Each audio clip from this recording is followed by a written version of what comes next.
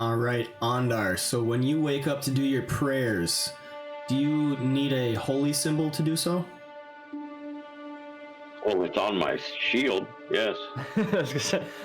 In other words, Ondar, you wake up and you first thing go to your horses where you had this shield strapped,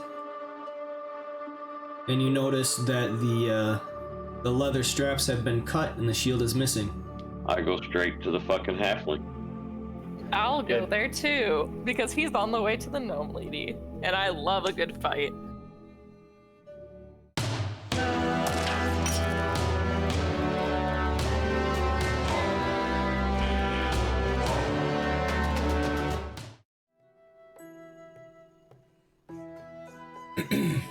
All right, so Fancy.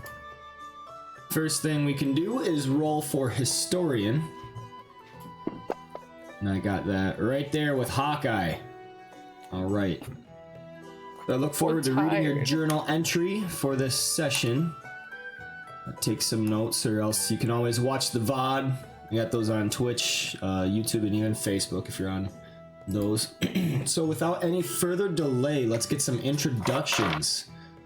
We follow the heroes that have taken assignment to follow the cultists on their travel northward and to discover exactly where they're headed. These heroes are...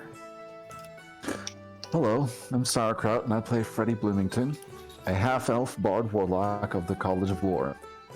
A happy-go-lucky jack-of-all-trades type who's out for some redemption and to gain fame and glory so that he may eventually return to his homeland.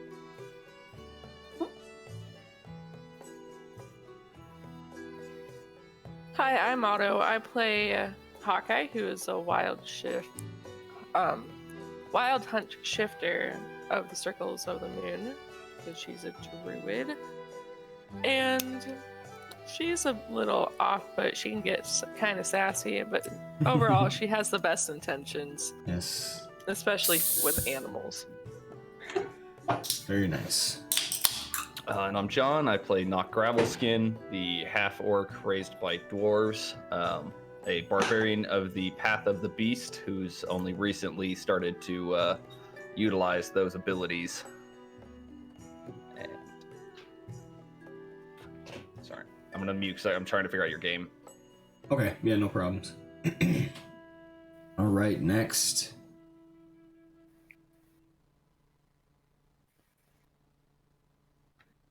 Oh, Andar.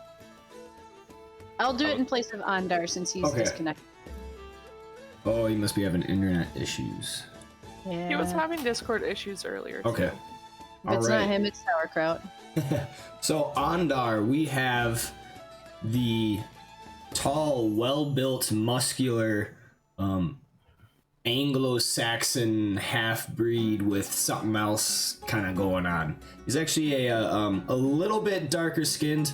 You might say amber, I guess, a little tanner because he's from the southern area of the of Faerun. I think Cormyr. He's around the Cormyr region. But anyway, so this big hulking man decked out in full plate, blonde hair. He is a paladin of Torm and very pious. Wakes up at all proper times of the day to pray. At high noon, midnight, 6 p.m. and 6 a.m., all that good stuff.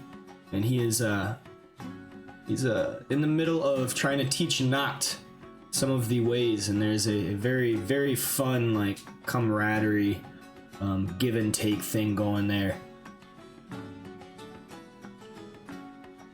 All right, and then we can go to last but certainly not least, Ireva. My name is Nicoldenbird. I play Ireva Galanadel, a wood elf ranger of the Horizon Walker subclass. She's an adventurer, but normally keeps to herself. She left her homeland, the Force of Lether, on a mission from her people to stop the cult from bringing the Dragon Queen back to life. And she looks forward to accomplishing her mission and returning home. Very, very nice. All right.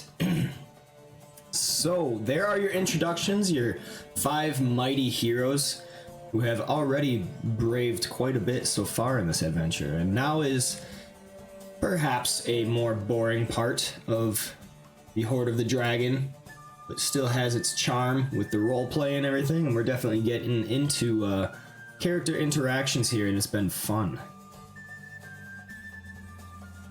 We're There's gonna no make such it thing as interesting. boring We're just gonna D&D. kill everybody in the caravan. We've decided it's to be a massacre.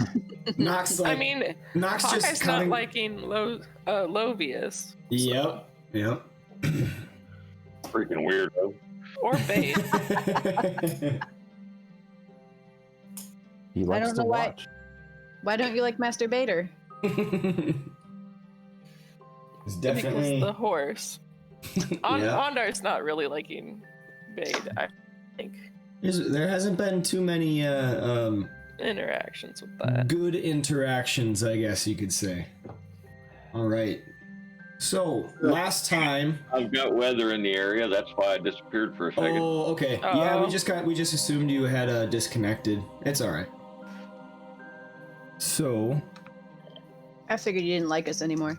Lovely West Tennessee internet that I have. Yeah. You know, if the wind gets above 2 miles an hour, Takes it right down, right? Knocks the Starts internet right blowing out of the lines. airwaves. Yeah, starts Right. blowing on your lines. you know, a twig hits my fucking line. And guess what? Oh, look, Anyway. squirrels. So last time in Tyranny of Dragons, the 5 heroes, infiltrators of the Dragon Hatchery and slayers of the mighty Langdedrosa Cyanrath, began their trail on the outskirts of Daggerford. Their wagon caravan heading north had just provisioned themselves within the town. As a few wagons swayed to the side of the tradeway, the heroes noticed a human head poking up from the dirt. They freed the man after discovering he was with the Harpers, learning that his name was Carlin Amethel, offering to allow him to trek along with them while keeping watch on him the whole time. A few hours' travel brought the caravan to a river crossing where the lead wagon decided to make camp as dusk was approaching. The separated members took it upon themselves to walk amongst the wagons and make nice with a few of their fellow travelers. Ondar, aided by Hawkeye, attempted to feed Bade's horse from cover, but saw that the knight was making good on his promise. Noct met a melancholy man by the name of Lasfelro, finding conversation difficult as his mind was very apparently otherwise preoccupied. It was his guardian gargoyle, in any case, that interested the half-orc to question the man. Such a fearsome creature was seldom seen, and even rarer to keep as a pet. Ireva and Ondar both enjoyed conversation with other merchants and guards, while Freddy took it upon himself to investigate a few of the wagons. Going out into a nearby wooded area to defecate, he instead cast invisibility upon himself and snuck up to the cultist's wagon. Finding the first guarded closely by a guardsman, he moved on to the next. It was upon that wagon that he found treasure laden under a tarp pulled tight with rope. Golden cups and wooden crates peered from underneath the canvas as he carefully inspected its contents. Once his suspicions were confirmed, Freddy returned to camp, hearing Lovius once again speaking with Ondar at his fire. Noct made little effort to conceal his disinterest with the halfling's words, and Ondar sat perplexed at his specific interest. After the rest of the caravan had already lain down for the night, Ondar finally prompted the man to return to his camp so they could all get some rest. He of course stood up at the suggestion, but it was noticed that his interest was entirely focused on Ondar, his movements, routine, and his shield. The party split up into 2 groups of watches. Freddy begins his watch with no dangers or concerns to keep alarm, but Hawkeye, upon hers, noticed Lovius mulling about, keeping special note of the wagons up ahead, sneaking peeks and attempting to avoid notice of these behaviors. Hawkeye walked up and asked directly what Lovius' interest concerned. The halfling started at the blunt accusation, turning defensive and stuttering at an attempt to shoo the druid. He called for his guard when his story failed to dissuade Hawkeye from her line of questioning, and so Leda, the muscled female guard, woke from her light sleep and shooed off Hawkeye with light annoyance at the ridiculousness of the halfling, sighing to the druid about her apologies for his eccentricity. Ondar hears this from up yonder, deciding against intervention, hoping to steer as clear of the halfling as he possibly could. Noct is awoken by the pious paladin at midnight for prayers as usual, groggily debating with Ondar about the importance of his shield to Lovius. Ondar believes the small man is intent on stealing his prized possession, with the half-orc dismissing the accusation and minor annoyance. Nevertheless, with Noct able to enjoy at least 2 more hours of sleep until his turn at watch, he rushes to bed at the completion of midnight prayer and is awoken once more with groggy eyes, still half asleep. Ireva observes their camp with some amusement at the change of watch, seeing Lovius rustling in his bedroll. Peeking up towards Ondar's wagon every so often. She stays vigilant as always, witnessing a calm night on the road, accompanied by nothing but the peaceful sounds of nature and a rustling stream. This brings us to the present moment. The sun rises early with a crisp, refreshing morning. You each waken from the warm confines of your bedrolls next to coal-blackened fire pits. The smell of must and faint compost carries on the autumn wind with hints of ash. The sun begins to bake the land with its radiant glow over a clear sky. It pushes away the chill of night and restarts your energy, reinvigorating you for the day. All except, perhaps, for Noct.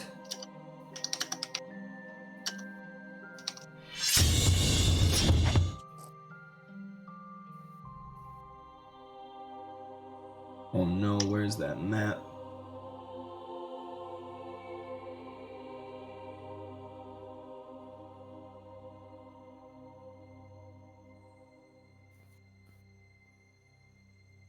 It's not it.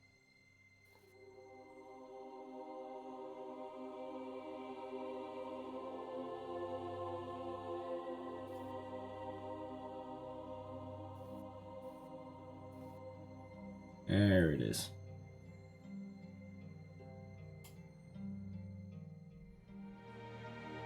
All right, guys. Here you are in the crisp morning. Go ahead and begin. Freddy stirs, stretching, and starts packing up his stuff, getting ready for the day. Ondar crawls out from underneath the cart.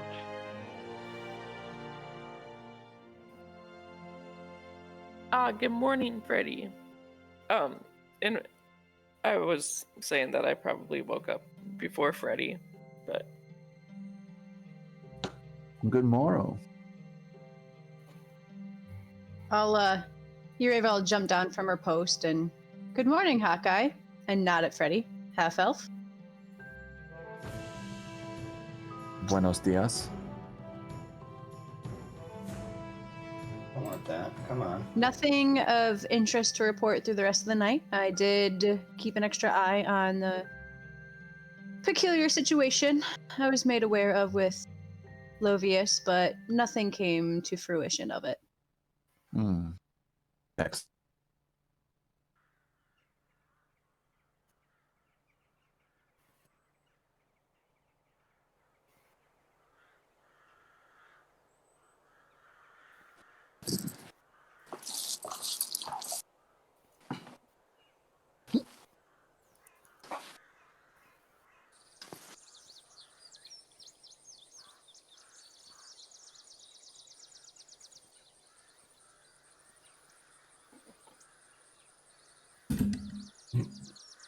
How was your rest, Carlin?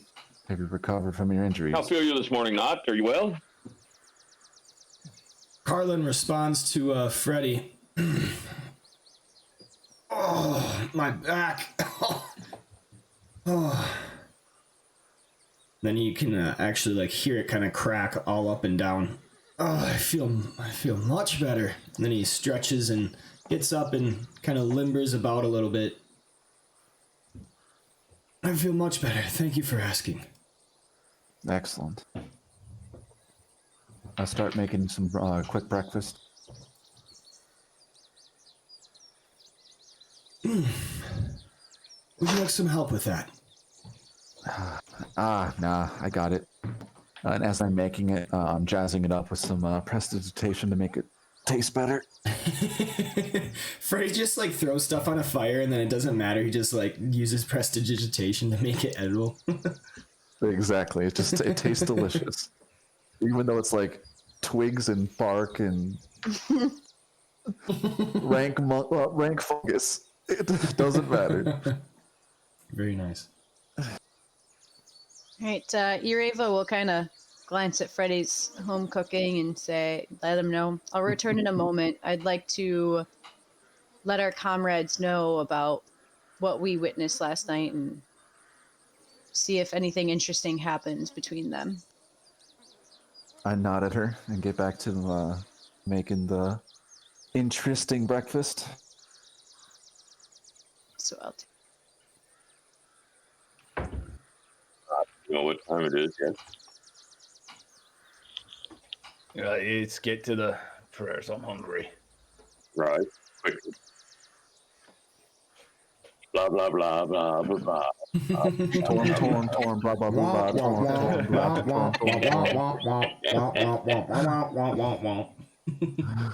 And thank you. And Ireva will be approaching just as they're finishing and patiently waits for last thing she'd want to do is interrupt their prayers. All right. Oh. Good morning. How are you this morning, Ureva? I'm well. How are you two doing today? We are well. We have finished our devotions this morning. Andar, there's something peculiar I want to talk with you about, and not you as well. And I'll just explain the situation. It was noticed by all three of us on our turns of watches last night that, and I kind of lower my voice, Losvius was taking an interesting eye to your wagon. And I wasn't sure if there was something peculiar that happened. He didn't do anything, but it's just quite suspicious. I look at Knot and kind of like raise an eyebrow. Yes, I think he covets my shield. All right. As this conversation is happening, Andar, please make me a perception check. Okie dokie.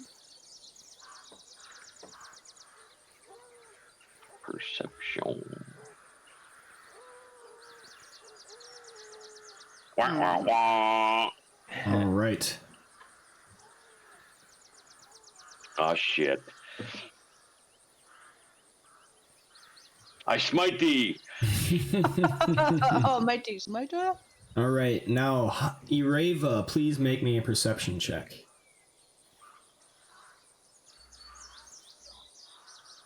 On dice, don't make me hate you today. That's pretty good. All right. So, while you are having this conversation, Andar, you are still in your in the mode with just having finished prayers and figuring out what to do for the rest of the day. Your attentions are near completely on Ireva, but Ireva, your senses kind of pick up. There is something small walking close up to you from behind. And you turn around to see the small halfling walking a little grumpily. Oh, here he comes now. And when he notices that you guys saw him, he waves his hand and says, good morning. Oh, speak of the devil. He looks to see Hawkeye right next to him, and he says, he kind of stutters a little bit. Is there a problem? Morning, Master Levicius. Morning, Anda.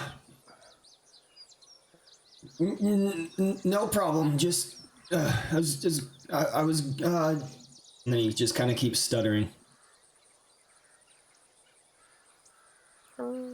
Has our unexpected presence here made you uncomfortable? No. I just, I was. Did you come there under the wagon? Closer look at it, sir. I actually retrieve it. I walk over, grab it, and I hand it to him. I'm sorry. What are you handing to him? My shield. Oh, your shield. Honor, what are you doing? He looks at you. His expression of complete surprise. Whoa. What, you There's really mean no that? precious metals on it. It is nothing but worked non-precious metals. Oh, It's an item of protection. but surely this is a wonderful shield.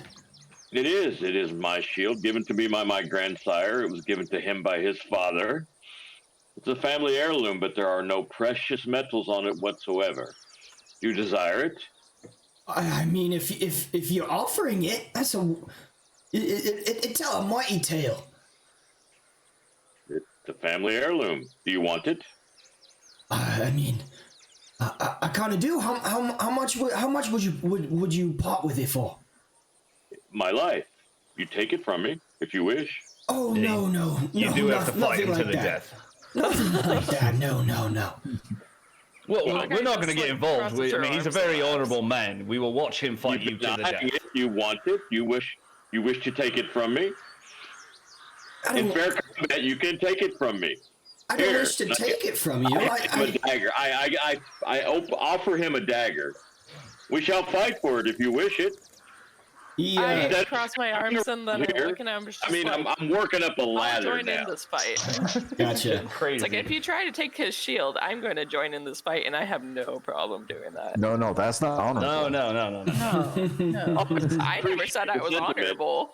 Hoard has been skulking around here, eyeing my grandfather's shield. If he wants it, he can take it from me.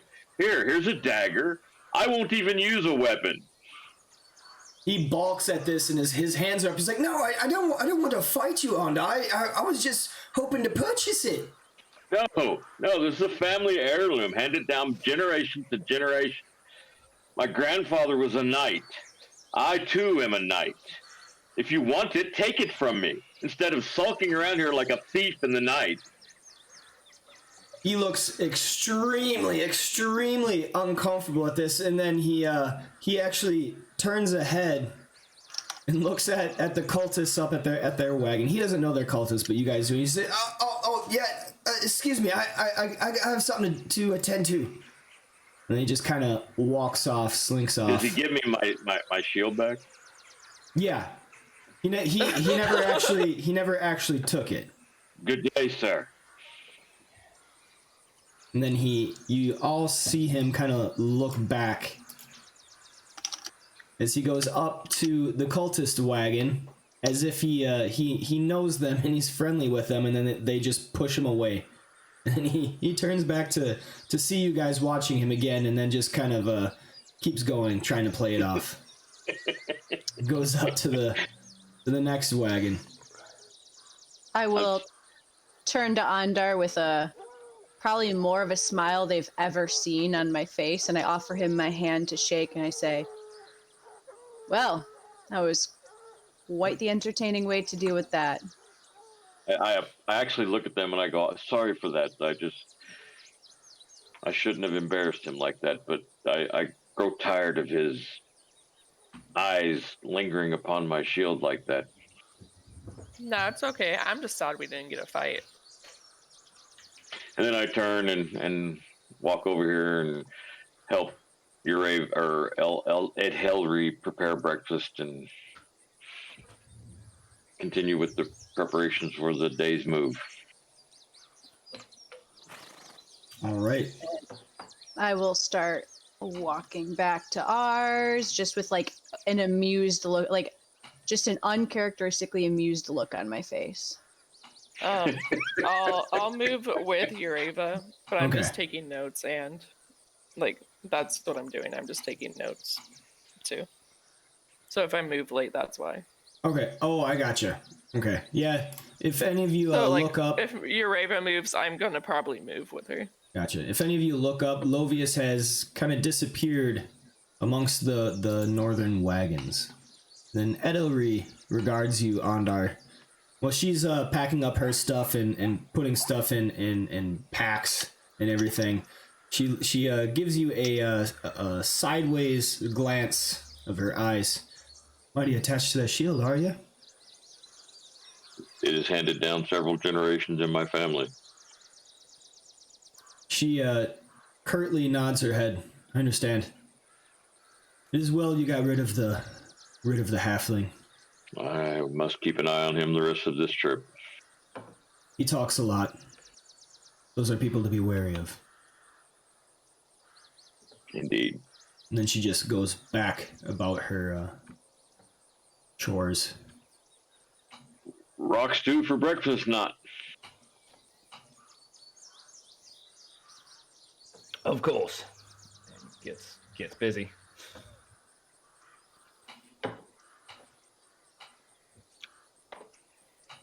All right. Anything going on in the Samardag camp? Freddie was making breakfast. Correct. I offer each of them a plate. What might this be, Freddie? My specialty. It looks horrible. It's like some like leaves and mushroom and like some like ground up meat that's just been like possibly overcooked. I sure hope it tastes better than it looks, half elf. Worms and twigs. But again, as I say it, I'm still like a lighter look on my face than normal, especially around Freddie. You seem to be in a good mood. Ooh. Man, chicken man. Let's just say that we won't have to worry about that little situation we were concerned of last night. Guy just laughs and like tries Seems to. like And I give a, confrontation was had, and I wasn't there. Too bad. I think you would have quite enjoyed it. Andar may not be the most proud of his actions, but it was very appreciated by us. And I'll give a brief explanation to Freddie of what happened. Yeah, so yeah, you have to tell me, and as you eat.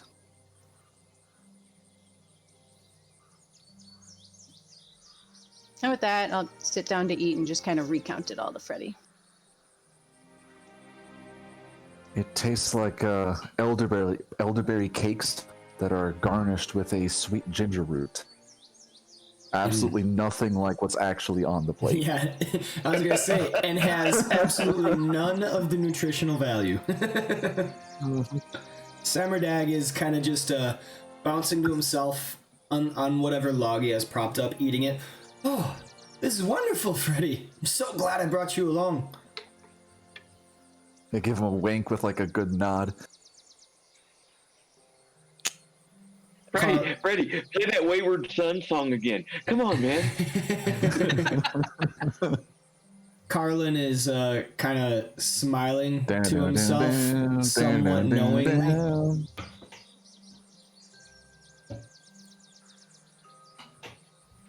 All right. Are you guys taking notice of anything in the wagon trail, or are you just preoccupied with breakfast? Always got an eye on the try to cult. look. I mean, the whole point of us is to try to keep an eye on these cultists, so I just assume it's kind of a given that we're giving them eyes every now and then, Yeah, in particular, that group way up top, whenever possible, since they've become a target. All right. So much to keep an eye on, Got to keep an eye on that halfling now, and I am desperately trying to get a glance of that potential red wizard again. the fucking red wizard now. Let's see, I wanted to keep an eye on the one with the very trustworthy looking gnome lady. All right. Anybody that wishes to can make either an insight or a deception check. Insight or deception? That Well, it has to be insight. Oh, I'm on fire Now, today. better with deception, but I don't feel like that's Nox. I'm gonna roll insight. all right, my It's a nat 20 anyway, so it's There you go, my friend. Woo! That'll be a waste if we get into a fight and I start rolling ones. All right, Ondar. You notice as you glance up every once in a while, the gnome who recently joined the caravan shows an interest in the human who joined at the same time, and who is welcomed aboard one of the cult wagons as a passenger. Yeah, that whole thing bothers me, yeah. Yep. So this very trustworthy looking gnome lady. They aren't together, but during stops, the gnome has often sidled up near enough to overhear anything the human might say. And she has also been spotted hovering near the cult wagons when the cultists are busy with tasks other than guarding the wagons closely. All right, so to be clear, the gnome did not join with the cultists, but the wizard did. Yes. Wizard did, gnome didn't. The wizard, the potential wizard, has joined the cultist wagon up ahead. The gnome has joined on the wagon just behind, and she seems to be keeping an eye on them. And let's see. What else we got here? Everybody else kind of gathers the same thing. You notice that the gnome has shown an interest in the potential red wizard that you guys have spotted, but she also has an interest in you guys.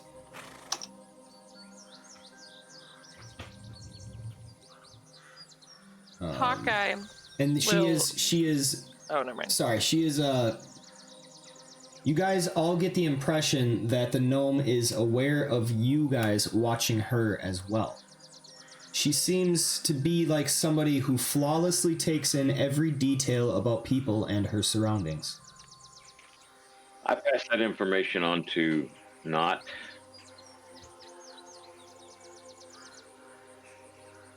Or, Okay. Andar ensures that Not understands that gnome seems to be a slickster. So just to be clear, Andar, you knew the first part where you saw that the gnome was watching the red wizard. Everybody else actually knows the later part, which is that she seems to be aware of you guys watching her as well. Right. Okay. I didn't Gotcha. catch that part, right? You did not. Correct. Right. Oh, except for Ireva. Ireva didn't notice that as well because she had a 10 insight. Okay. Hawkeye's gonna go up to the gnome lady All and right. ask if anyone else wants to come. Where are you off to, Hawkeye? Yeah. Caravan's about to get moving. Yeah, they're putting packs on some of the wagons, and in maybe like half an hour or 45 minutes, they're gonna set out. You got time. So I tell him, like, remember the gnome lady that we talked about earlier, Ureva, or that I talked about earlier, because she wasn't there. It was knocked in. Ondar, wasn't it? Freddy does not That's all remember the- a gnome lady. Oh, Yeah, I don't remember who spotted her. Don't. I'll update them with. I'll update Freddy. Okay. So So- Freddy, you are told about a gnome character, a female gnome character that has joined the caravan pretty much right after the red wizard, and it seems like she is in pursuit of this man. If only just paying very close attention to him. Okay.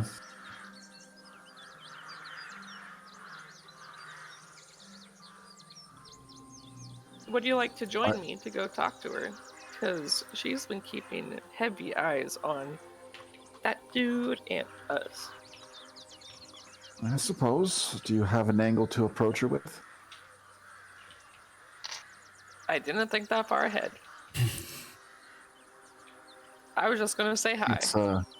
It's a little suspicious to walk almost the entire way up the caravan just to say hi to one person in particular. I mean, we could bring the paladin. He's very talky. He has a name. All right.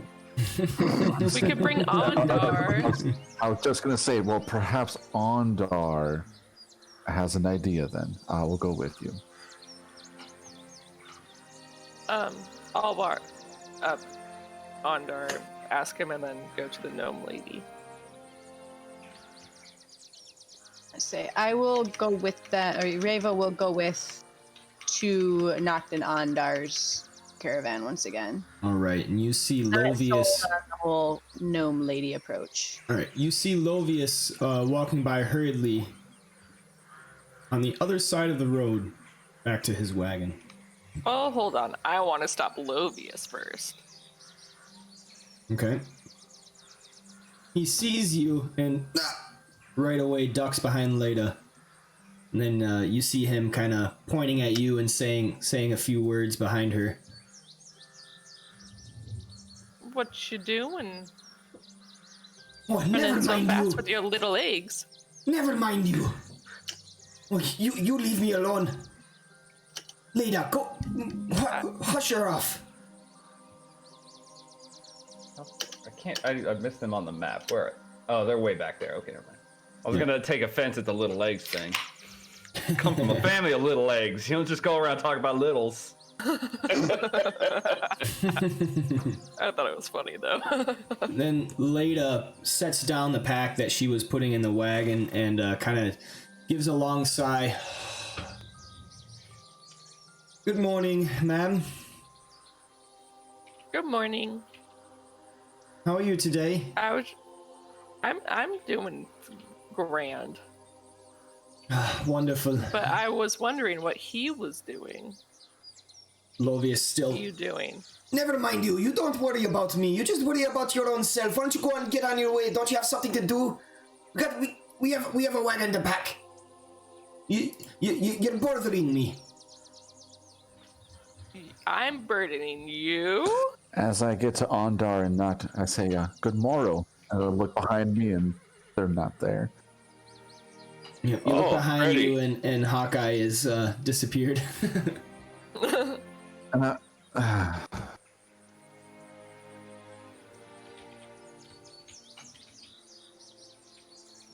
Now Leda regards you and says, I'm sorry, ma'am. Do we have a problem?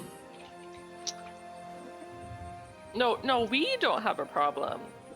He and I might have a little bit of a problem, but you and I, we're fine. But I'm just still thinking about this. I understand. I apologize for whatever happened, but we do have a wagon to pack if you don't mind. I'll grab one of the bags and help Leda. Just one of them, so she knows that I'm cool. Because it sounds like she's kind of turning on low speed, even though she's getting paid. Okay. Right when you reach down to take a pack, Lovius, thief! Thief! He starts yelling. And a couple of the other caravan wagons actually turn their attention over here. Thief! She's trying to steal from me! Leda right away kind of stops him. Hush! Hush! And then there's this scene of all this like chaos coming. Lovius is trying to claim that you're trying to steal his stuff, and Leda's just trying to like shut him up right now. And the merchant comes around, says, "What is the meaning of this? Stop making all that noise! You, what are you doing?" Me? Yes, you. What am I doing? Why are you grabbing my stuff? I was helping Leda pack the caravan. This bag. Lovius is still no, she's a thief. She's trying to steal it. Now you're right. I'll show you a thief. If you want to call me a thief again. Yes, you are a thief. You're reaching for the bag. Got her red-handed. Listen, buddy. I know you're not tall enough to put this in here, so I'm helping you. Now, what is the meaning of this? All right, Freddy, He's you come in. me a thief. You come into the scene of Lovius is just all flustered, yelling and making all this noise. Leda just looks like, I can't believe this is the job that I got commissioned for. You know, and then you even see the merchant is irritated. He was in the middle of eating his breakfast, and then he hears thief, so then he comes to see Hawkeye holding up a bag. in broad daylight. You know, to you, it seems like she was going to pick it up and put it on the wagon. Nyrehite says, Right. Enough! All right. I'm her sergeant. I'm in charge of her. I'll take care of this. Hawkeye, please put the nice bag down and say sorry to Losvius. I'm not saying sorry. I don't care if you're my sergeant. I'm not saying sorry. It's Probably best if you dirty say laundry sorry. anyway. You did No. pick up his belongings without his permission. It is courtesy to say sorry. Nah. And then I'll walk over and put it in the wagon like I was meant to do, because she's not giving two shits about anyone today. Sassy day. You feel the stone cold stare of Nyrehite watching your every move. I'm gonna make a roll real quick. How to make friends. Hawkeye doesn't have any friends. All right. Yeah, we're real popular in this camp, I'm sure. As you move over to put the stuff in the wagon, he comes over as you are leaning over the wagon and just puts one hand around your wrist, and it's not a super powerful grip, but he is holding it tightly. He says, "Thank you very much. I think that will be enough." That's all I wanted to do, but you could take your hand off of me now. Of course. He slowly retracts it, and he says, "Now, if we are done here, I would appreciate if you took your hands off of my wagon. I have quite enough help, thank you." I think we are done here. No harm's been done, and your baggage has been loaded. Let us be off, Hawkeye. Fine. But going back, I'll whisper to Leda, I'm sorry that he's your employer, to try to not have Losvius here. But I say, sorry that he's your employer. And if you want to join us, I'm sure we could get enough money so you're on our side. She looks at you and laughs. Oh, surely he's not my employer. Nayerheit is.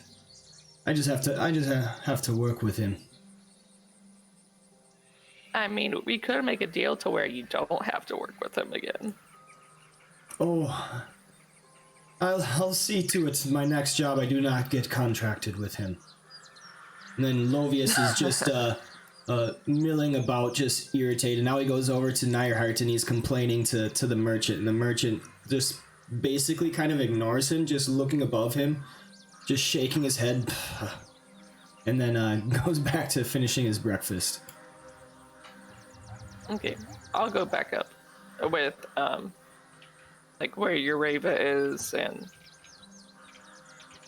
All right. Before you leave, Leda grabs your arm and turns you towards her real quick, and she says, "I think my apologies for the man, but honestly, don't worry about him. He's harmless."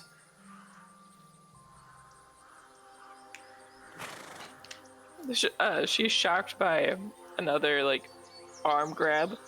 Well, thank you. It wasn't like Then she reaches. yeah, it wasn't really a grab. It was more just to kind of like turn your body to get your attention before you walked away. Yeah, but Hawkeye reaches out a hand, and is like, maybe we could be friends. Leda smiles. I don't know if you like that or not, but Leda smiles. Surely. She also reaches out a hand in like a warrior's grasp. That one where like you grab onto the forearm, not the actual hand itself. and then I'll shake her hand. All right. She says, "Well, Matt Hawkeye, I hope we can meet on better terms some other time." Yeah, hopefully, maybe we could go to a tavern and get a drink sometime. I'd like that. But for now, I gotta get back to my chores. Okay.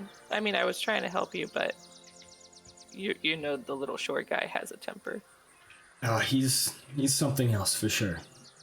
Then she smiles as she goes back to picking up some of the boxes and the crates and everything, putting them back in the wagon. I smile and then walk over here. There we go. All right.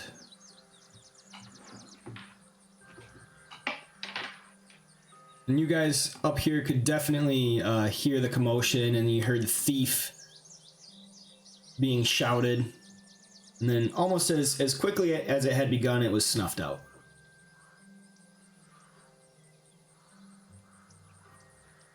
As Good we to hear see. the commotion, Ireva will look over at Andar and Nock and say, "So, who do we want to bet the thief is?"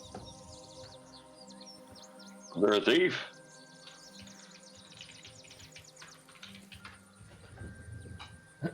A very, very poor one at that. Most thieves Listen, are poor. I wasn't even trying to steal. I was trying to help. Let me guess. The halfling accused you of being a thief. Ding ding. Mm. But I made a new friend. I know, me actually having friends, even though I just said I don't have friends, I have a friend. Well, and 2 new enemies. You still should have apologized to Nayrite, at least. No, you told me to apologize to Losvius, and I said I wouldn't apologize to Losvius. Yes, I understand that. And I had to say it in order to try to get him to calm down. Otherwise, he'd think he'd been teamed up on by me. But you still take should him have out. directed an apology Nayrite's way. I might do that on the way back, but not to Losvius. Alright. Well, I think we are drawing undue attention to ourselves in this caravan. Yeah, I don't mean to be judgmental, but are none of you from civilized society? Yes, we may want to take care. Our mission depends on us remaining in this caravan for now. Andar, please Yes. roll me a perception check. I am really on fire today. Even Hell so, still, you notice the cultist's wagon up above keeps making glances towards your camp. Towards your These, group in particular. The gents, fellows, the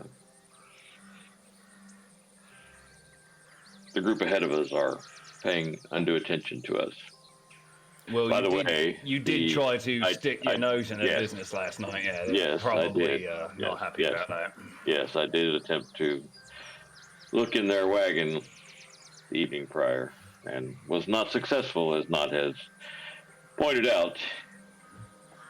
Ondar may have been unsuccessful, but I was. And what did you find? I could not look in the caravan you tried to peer in. I keep my voice down so that Ed. Yeah, I was Ed about to tell here Freddie to keep his voice can't, down. can't hear. Is that possible, or is she too close? Edelry is busy putting stuff on the wagon, strapping it down. All right. I mean, she knows you guys are around, but you get the sense that she's very businesslike and proper. So she knows you guys are having your own conversation, but probably doesn't care, or at least affords you guys the dignity of her not eavesdropping. So while we are having this conversation, I'm doing stuff That's like, what wiping off my armor and cleaning my sword and my shield, that kind of stuff. All right. So before anything else, I need everyone to make me a charisma check, please. Oh, fuck. I should Wait, be a good at save this. or an ability check? Check. My bad. How do I move this? Wow, man, I'm just like, Yeah, you might Hey, need to wash your hey. dice before we get into a fucking battle. right. I'm All right. really happy I washed my dice. Oh, wait, you said charisma check? Yeah. Sorry.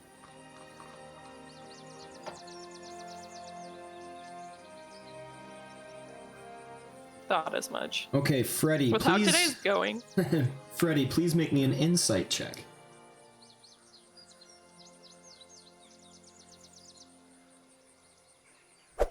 Oof. All right. It's contagious. That's right. you, I've got the plague from you. Move away from I've been- Mondar, quick! I've been beset by the dam. It'll be the death of us all. Go ahead and continue your roleplay. Say, the caravan in front of you I was not able to take a look at because it was too well guarded after your little incident. But the one further up ahead near the red wizard, or potential red wizard, chocked full of gold, like to the brim, with gold cups, chalices, relics, and chests. I believe they are carrying the gold from the cavern that we raided far down to the south at their original holding. Mm-hmm. There's So untold fortunes in this caravan. So does the ill-gotten gains from their raids. Correct.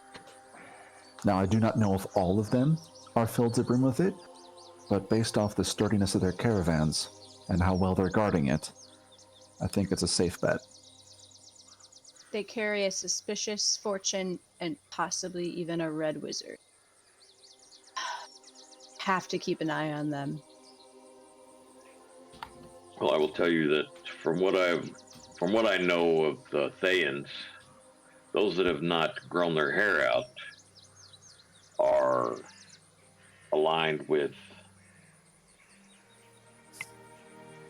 Zastam, the leader of the cult of the undead in Thay.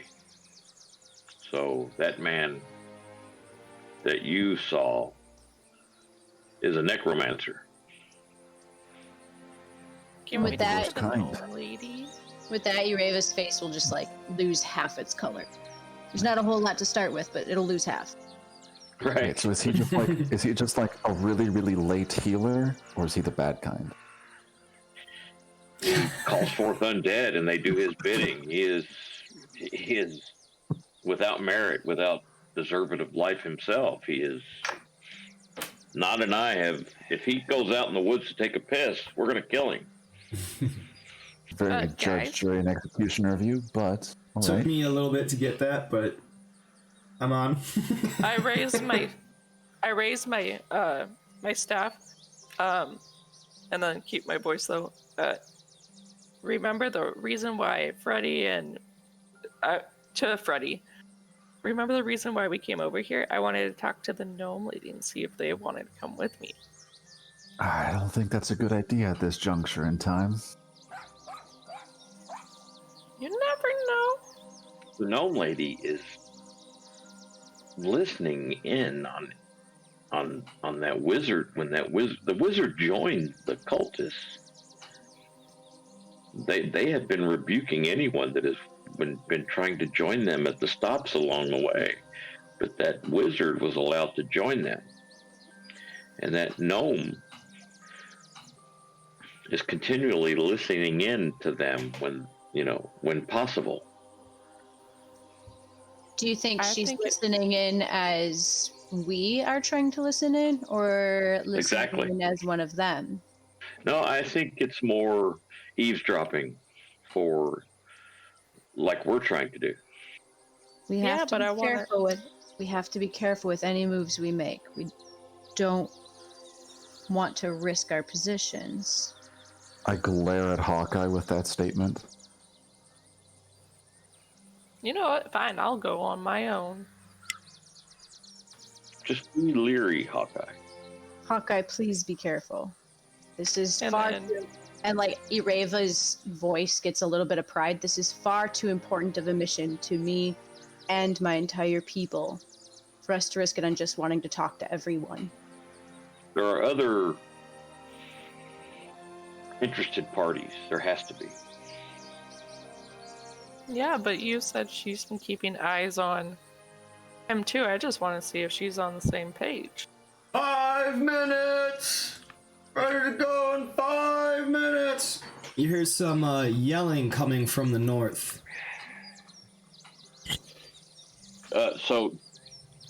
DM, how do we know how far we have until Waterdeep? So you do have the the Sword Coast map. I'll bring that up. I mean, we could ask at Hillary.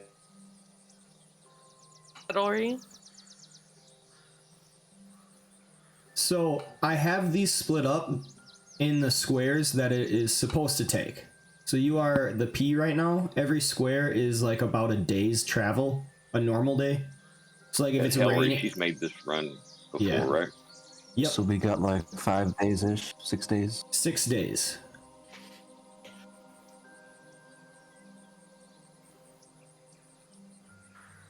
Adelry would respond. I would say we're about 6 days out Okay. if the weather keeps up. Takes you a little bit to get her attention as she is purposefully kind of trying to stay in her stuff. Hawkeye's gonna walk up. You guys can either come with me, but I'm going up. And then then we know that the castle is in the Mirror of Dead Men. We know that, right? You do know that. 'Cause Yeah, you, we found that you out. succeeded on a history check. One of you guys actually like pull it out of your butt that you've heard of this castle in the mirror before. 5 minutes! Another 5 minutes! You hear the shouting once more. There appears to be a crier walking Okay. down the entirety of the caravan. So the Mirror is I'm like wondering. another 13 days past Waterdeep. Yes. So we've got basically 20 days till we get to the Mirror.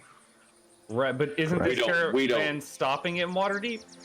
Yes, Okay. the caravan is to Waterdeep. So then Right. So we Essentially, would have to yep. then have to follow them in secret to get to, because I thought that was our plan, right? Is our plan is to follow them to find the castle so we don't have to look ourselves, but yep. Right. Correct. So you'll probably have to hook up on another trade route north out of Waterdeep. Right.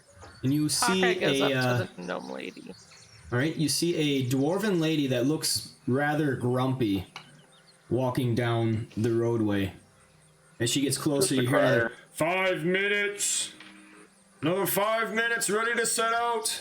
She's just She have a calling. beard? She does. Wow, that just She has- grosses me out. Yep. Dwarven women have a little bit of scruff. like, if you want to talk to a gnome lady, that's fine, but you're gonna have to do it on the trail. We can't hold everybody up again. Not?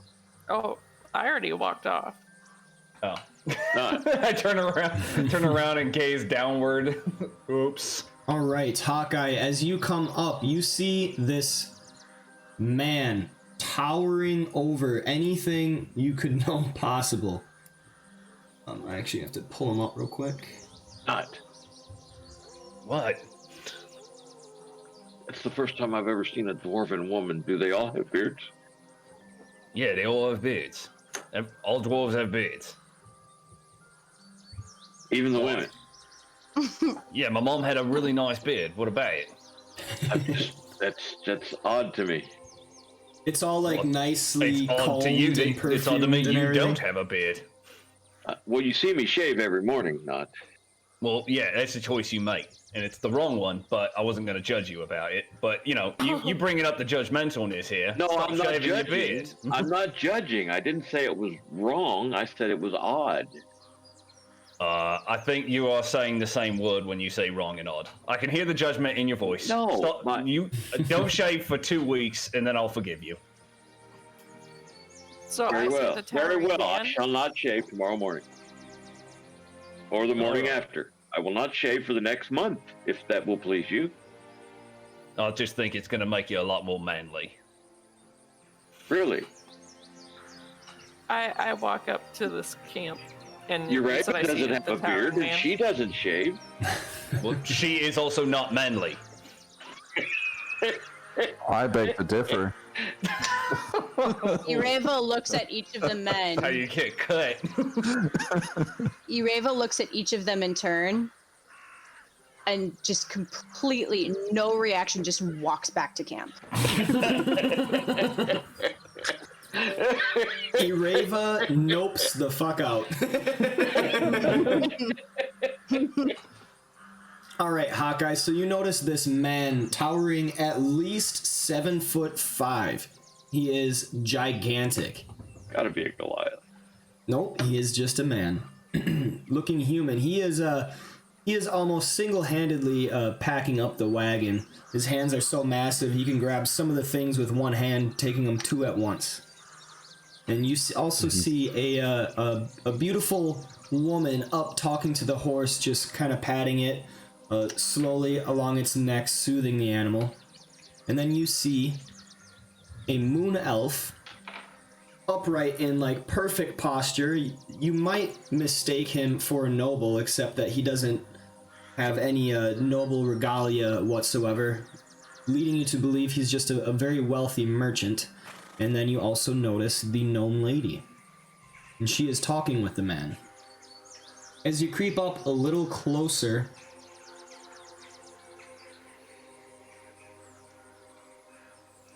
make me an insight check.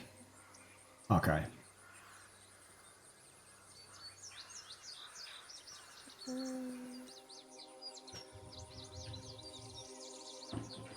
Oof. So you are watching this scene. The moon elf seems to be pleasantly in his conversation, whereas the gnome lady, you get the sense that she is heavily scrutinizing and scanning the moon elf, taking note of everything mentally. Like there's an ulterior motive to her questioning. And as you get up closer, the towering man actually looks first to see you. And then you hear him, where is it?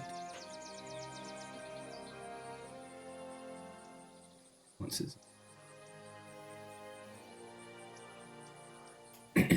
You actually hear a low baritone voice, Nuhar, company. And then he nods his head to you. And then Nuhar, if I can find him, I don't know where he is on the combat tracker.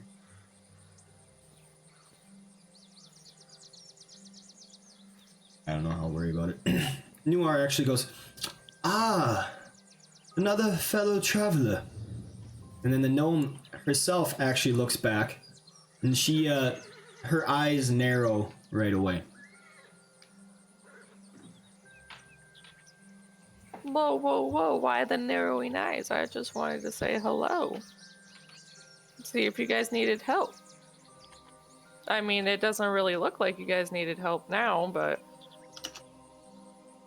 Right away, the gnome lady says, nope, nobody's narrowing their eyes at you. Right away, quickly regains her composure to match the friendly demeanor of the rest of her band.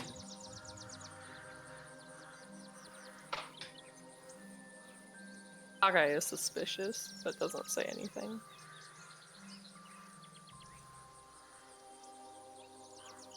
Well met, what's your name? And then she actually walks up, holds out a hand up in the air, because she's about 5 feet tall, maybe 4 feet something.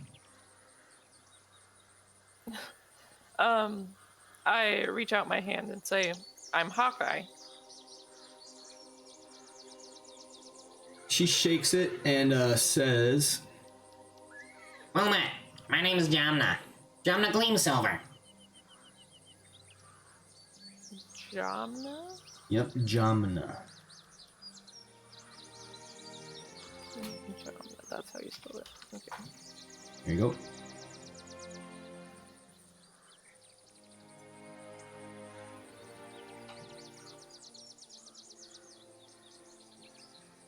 And then Nuhar comes up and he also regards you, says... He gets a bow, a very deep one, holding one hand underneath his stomach and the other one out, extending one leg forward. I am Nuhar. Nuhar Seralim. Might you be a guard? As he gets up and kind of takes notice of your clothing. Yeah, I'm a guard for one of the caravans back there. Oh, I mean, thank you. one of the wagons back there. He holds out his hand for a shake. And I shake his hand. I'm Hawkeye. He holds it after he grabs it. He holds it so that your palm is down and his palm is up, and then he puts his other hand over the top and then clasps it gently. Thank you so much for guarding our wagon. I know it has been quite easy, but sometimes these trails, you see, these tradeways can be fraught with danger, and I thank you so much for your service. Well, thank you. Jamna says, So, where are you from? Yikes, I need to pull that up. I'm from the woods with the sharp teeth. The one of Did I sharp actually teeth. say the name of it? The one of sharp teeth. I didn't know anybody lived there. Yes. Yeah, not a whole lot of people live there. make me an insight check.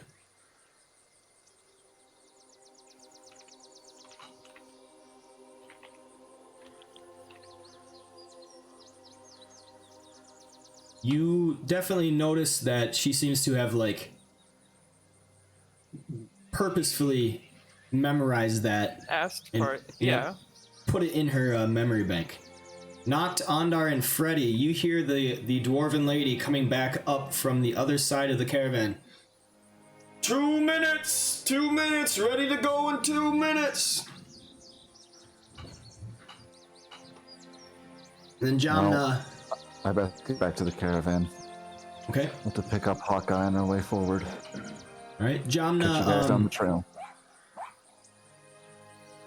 Jamna says, Well, weather's pretty good for travel. Been pretty fortunate so far. "Ah, yes," Nuhar replies. "What say you, Hawkeye? You fed well with the weather?" I love the weather. I love the smell of the autumn breeze. "Ah, you look like you might." Really like the woods. Where are you guys from?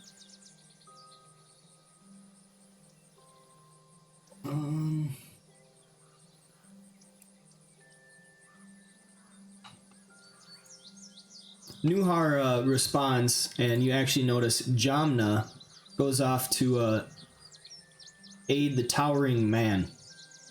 And she says, Sulzdag, here, let me help you. I'll get some of the other stuff. "Thank you." And then you see them go off to the wagon. Nuhar responds, well, me and my brother, Selvik, over there, and you see a man sitting up top, just kind of ready to go. We're from quite an assortment of places, but we have come from Cormier, and we are hauling exquisite wood carvings made by the elves. Here, let me show you. And then he goes off to a crate and opens it real quick, takes out a carving, and then shows you before Sulzdeg can put it away. And you see these wood carvings of intricate detail and definitely some sort of not ritualistic but very old practice. It's very intentional, the iconography and the imagery. And he says, I think these will fetch quite a price in the markets of Waterdeep, don't you think? Yeah, they are very beautiful. I mean, my staff is even carved, but this is way far better than what my staff is carved at. What do they mean? I could not tell you everything, but certainly they have some sort of meaning. I think my brother is more learned in the history. But unfortunately, he cannot speak, so I do most of the talking for him. He's Why right can't now you actually speak? getting an itinerary ready for sale. Why can't he speak? Oh, he's just always been that way, ever since a child. Okay. Maybe I could commission you to make me a staff. Oh, it's quite possible. And now, Hawkeye, you hear off in the distance, 2 minutes! Ready to go in 2 minutes! And the rest of them, as well as Jamna. Oh, well. Looks like we got a bit ready to go. She goes over to you. Very nice to meet you, Hawkeye. Hope to see you more along these roads. And then she goes and hops up directly in the back of the wagon.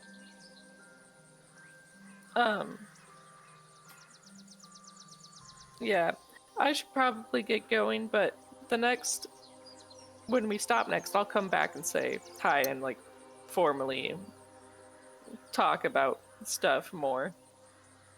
And Nuhar also says to you, yes, So come back more time. Yes, come back when we have more time. Maybe at the next stop, and we can talk about that staff. Of course, I'll come by. And then I wave a goodbye and then walk back towards the caravan. All right. Well, my wagon. Shoot, where did I put my... Oh.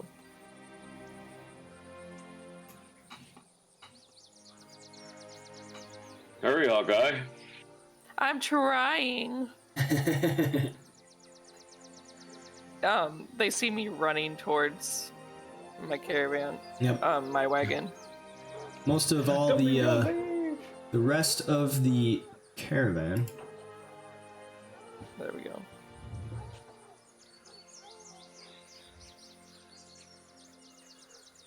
They all bring their horses onto the road with their wagons and everything.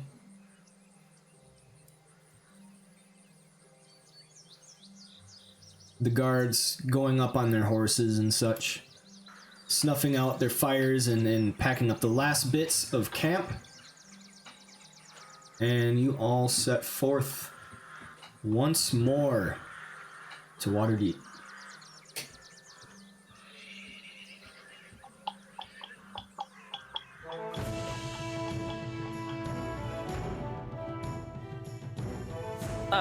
I tell Ureva and Freddy of and who I've met and what they're selling. Alright, how does Hawkeye say that? Well, she is kind of out of breath from running back from the wagon. And then she gets on Silvertail, and she looks over at Ureva. You know, the gnome lady is quite nice.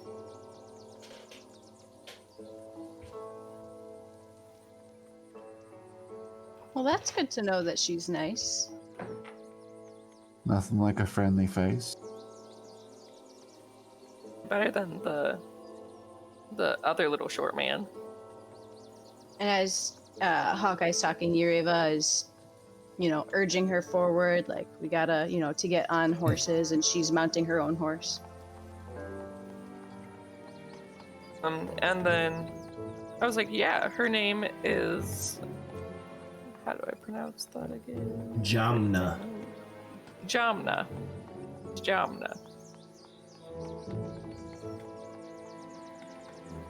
What were you able to learn of Jamna?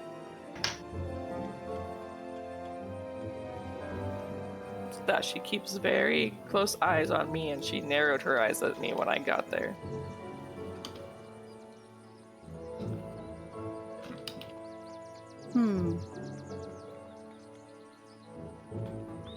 And I told her where I'm from, and it's like she kept a mental note of that, of some importance. I'm not sure that would comfort me personally. But there's a moon elf named Nuhar.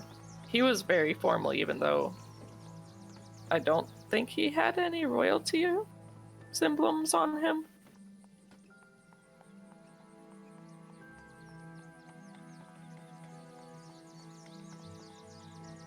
And Nuhar is from Cormnia.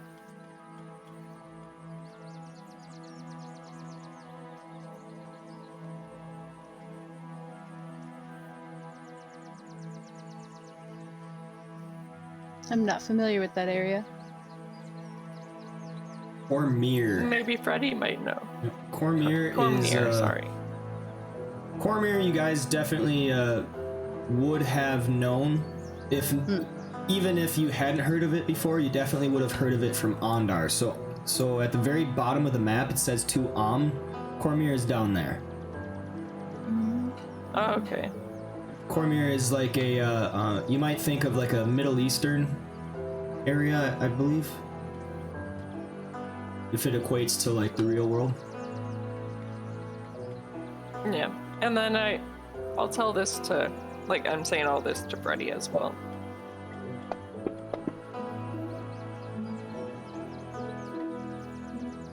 All right. Nonetheless, the wagon trail heads out. And you all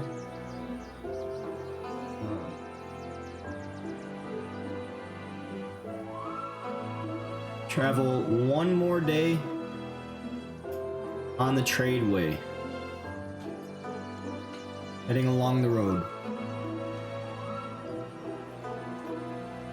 He's poking it. As the day goes on, slowly trailing into the afternoon, things are getting a little darker. The halfling. You notice that the weather looks a little bit sour, though it is not raining or anything. There is a chill in the air.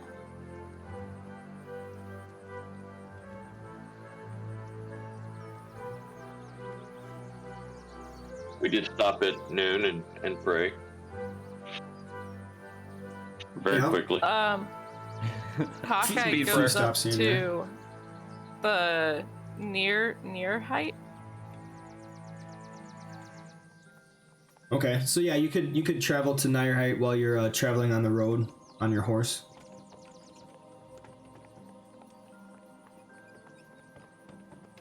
And wanted to say sorry for trying to help him pack. But I'm not apologizing to Lovius. Go ahead and act that out. So you're trailing along, or no, they would be in front of you, wouldn't they? Yeah. Okay, so you while the caravan is moving, you actually spur your horse towards the wagon where you see Nireheight hanging out on the back.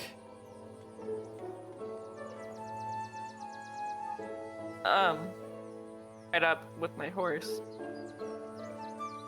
And say near height to get his attention. Nireheight is busy writing in a little book or a ledger or whatever, but he hears the hoof beats of your horse as you approach, and then he turns his head. And right away he closes his book, puts it on the side, sits up a little more, and then angles his face with eyes a little squinted, kind of curious as to the purpose of you coming up to his wagon once more. I wanted to apologize for trying to help you pack and causing a big, huge commotion, even though, like, she quietly says, even though he kind of started it, calling me a thief, but I was just trying to help. His eyes unsquint, I don't know what you would call that, but he goes, Like, widens. Relax. he says, very well, right away pulls up his book and kind of sits back, and then starts to do his little studies and his writing again. He says, apology accepted. He's an eccentric man, but a very, very good teamster. And then he's not even facing you anymore. His head goes back into the book. And then I'll slow down to get back to my wagon. All right. That's growth right there.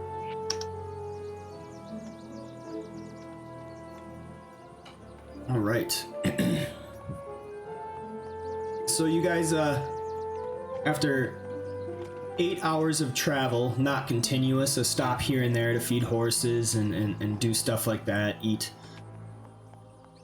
Now it is dusk, and your caravan once more sets up camp off to the side.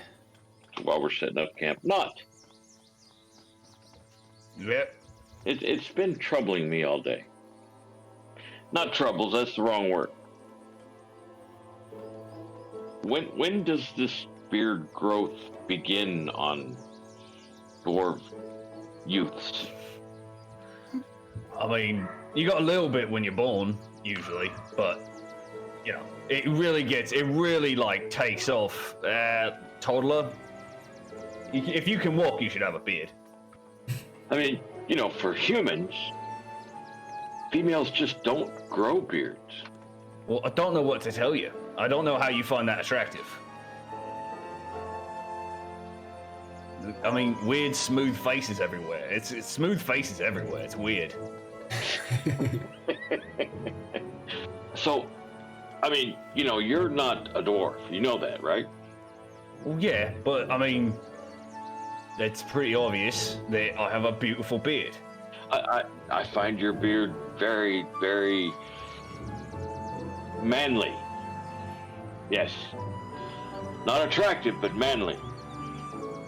But orc women or half-orc women don't have beards. To be fair, I never met one, so I assume they do. I mean, are you sure they don't? I've seen them. They don't.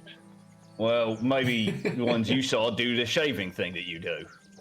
This is true. I've never asked them. Well, there you go. Maybe next time we run into one, you ask.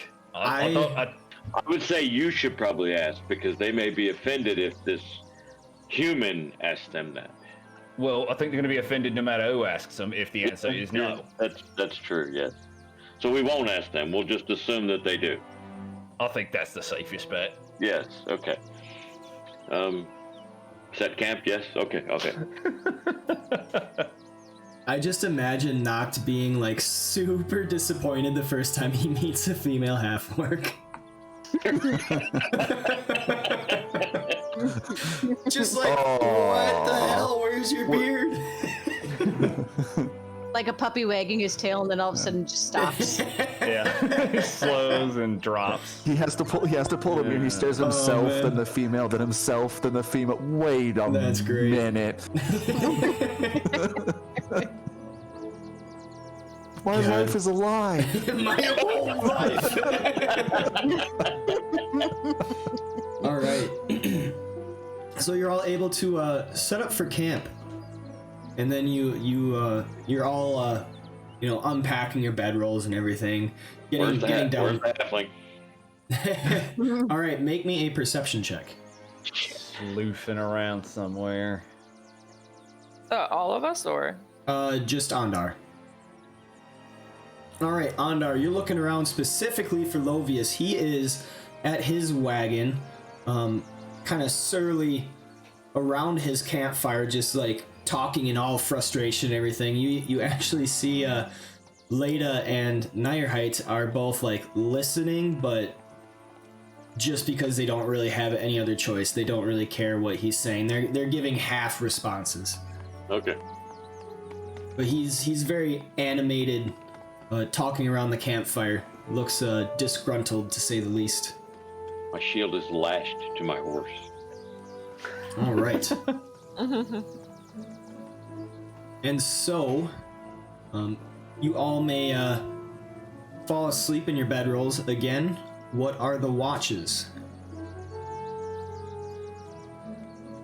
Who goes first? Noct and Ondar, who's taking the first watch? Ondar. All right.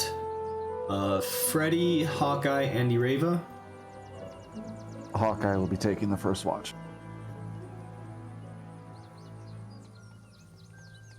Yeah. And her watch is 3 hours now. Okay. Hawkeye.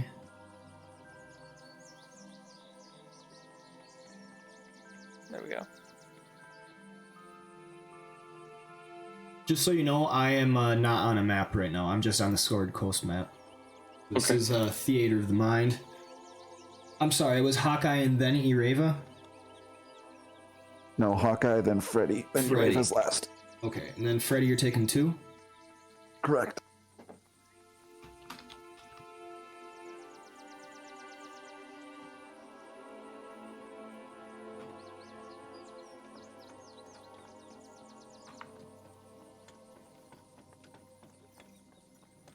All right. Ondar and Hawkeye, please both make me perception checks.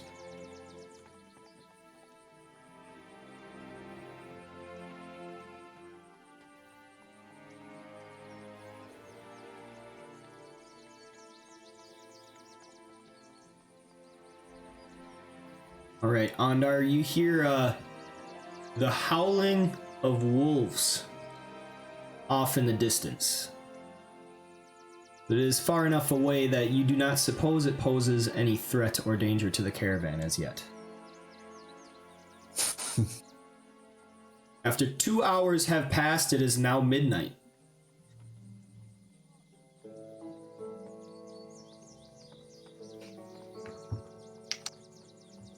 We stopped pretty late.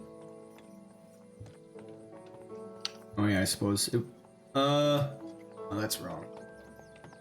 So you would probably be waking up at 5 a.m. Dawn, or 4:30, 5. No, it's fall, so it'd be like 5 or 6. So yeah, I'll just say after 3 hours, it is midnight. So Hawkeye, you may switch your shift, as well as Ondar. It might be time to wake up Noct. I poke Freddy with my staff. Not Freddy, too hard, oh. but a little bit. Freddy opens his eyes, looks up. That time, Yes. he stretches a little bit. All right. Good night. I'll take over. Anything to report? I didn't hear anything. But I don't think so. All right. Glad to hear it.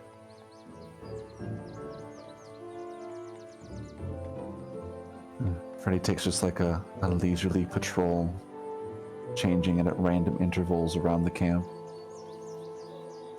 All right. And then, due to her trance only being 4 hours, an hour into Freddy's watch, Ireva is then awake, but just kind of stays where she is and like watches out like the back of the wagon. Yep, hangs out at the at your camp. All right. Yep, she'll just kind of like throw her feet over and just sit on the back of the wagon. There you go. All right, and Ondar wakes up not for midnight prayer. One more hour.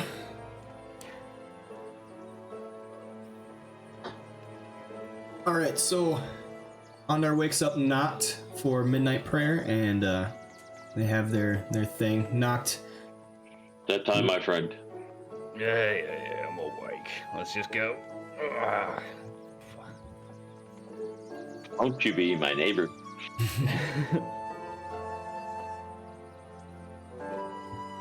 Face to the east.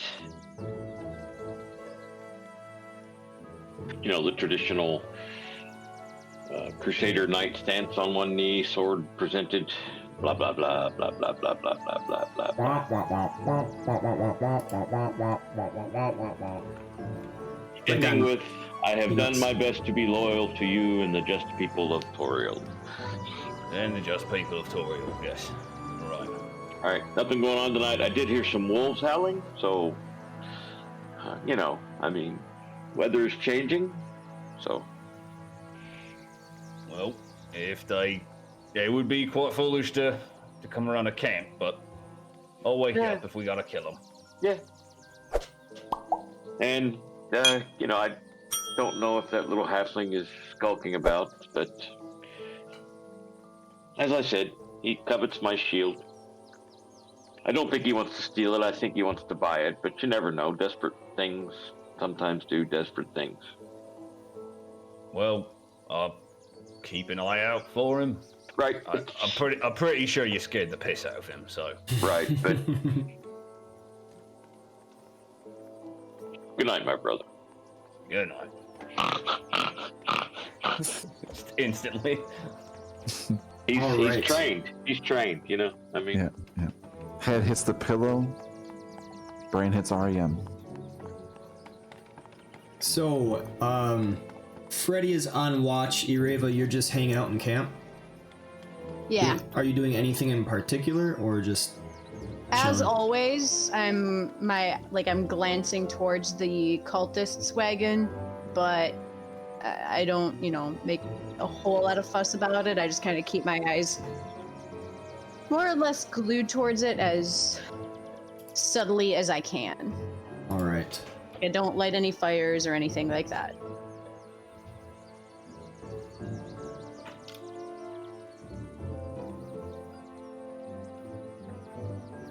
So after about an hour, Ondar, it is time to wake up Noct once more.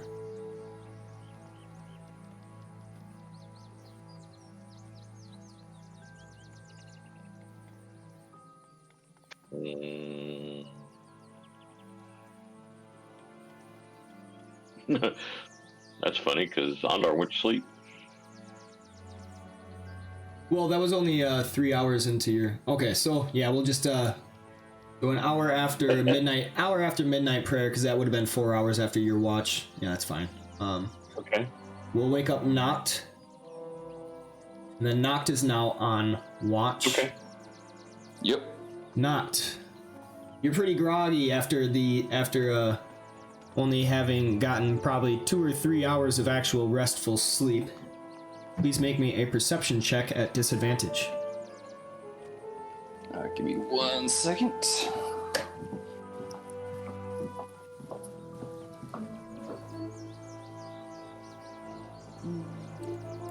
Not particularly good at this to begin with.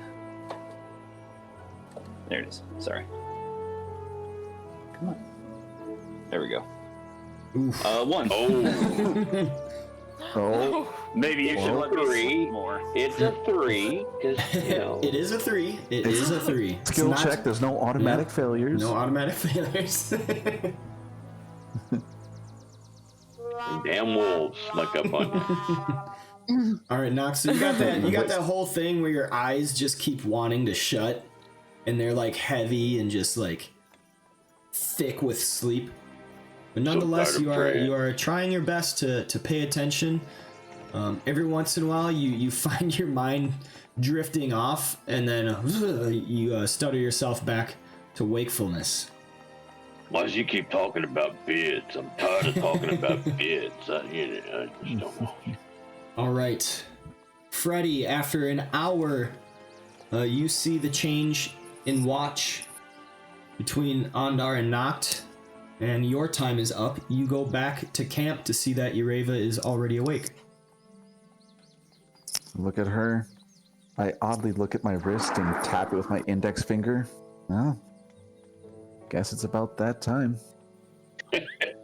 What's he doing? What's this wrist shit? I give him kind of a little bit of a curious look, but say, well, enjoy your rest, half-elf. I'll take over from here. Anything that you noticed that I happen to not? I did not roll a perception check. Do you want me to? Yeah, go ahead and roll.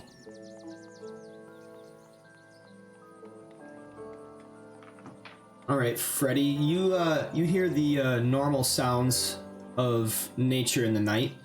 The rustling in the nearby areas. Some animals. You might have heard like something large wander by, but it passed without having investigated the camp.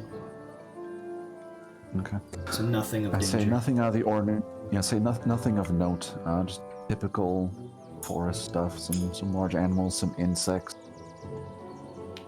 It should. Wonderful. Hopefully, it's a quiet night for you as well. Yes, one can hope. And as I say that, I kind of glance back at the cultist caravan again. One can hope. Well, enjoy your rest. I'll take over from here. Sounds good. See you in the morning.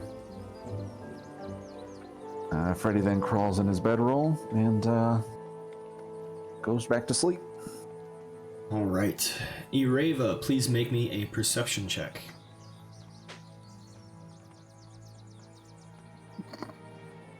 Okay.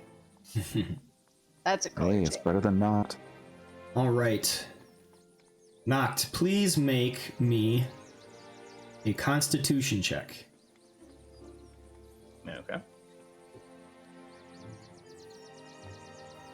22. All right. You are Dang. wanting to sleep so badly, just groggy, your eyes heavy, but you keep shaking your face and slapping yourself awake. You are able to stave off the sleep and continue your watch.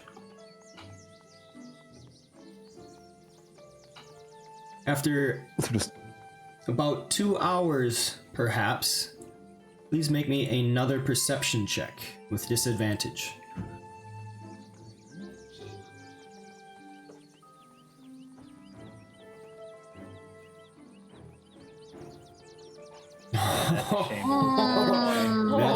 That's a shame. That's a damn shame. Could have been a 20. It was a wasted 20. Moment of silence, please. All right. Press F in chat. Onward.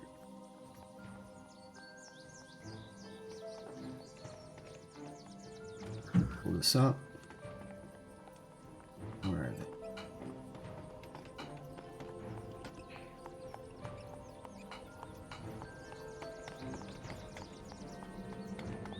All right, Noct, please make me another perception check. This time regular. Alright. 18 total.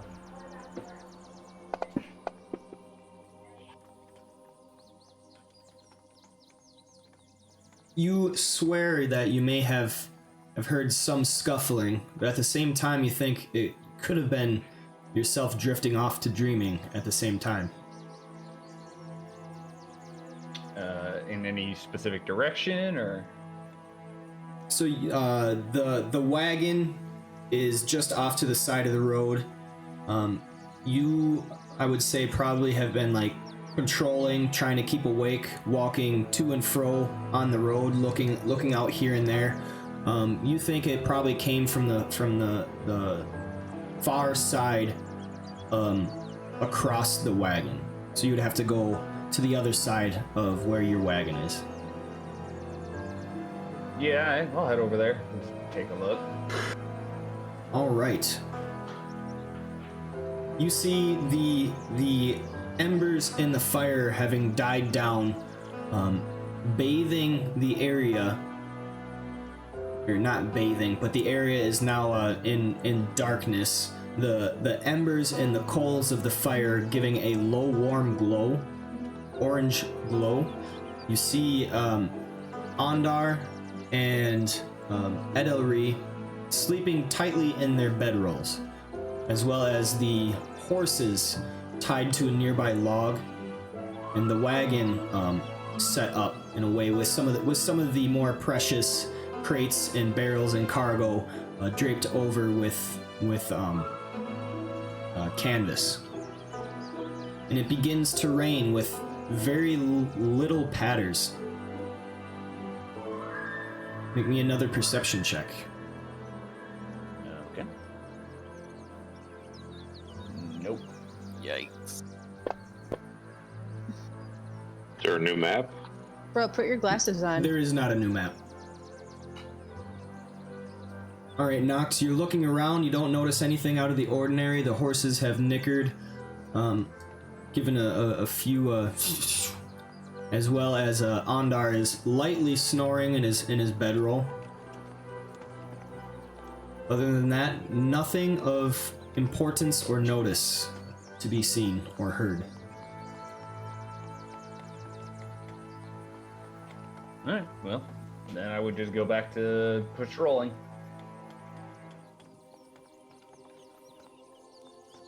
All right. The rain slowly picks up a little bit more and more.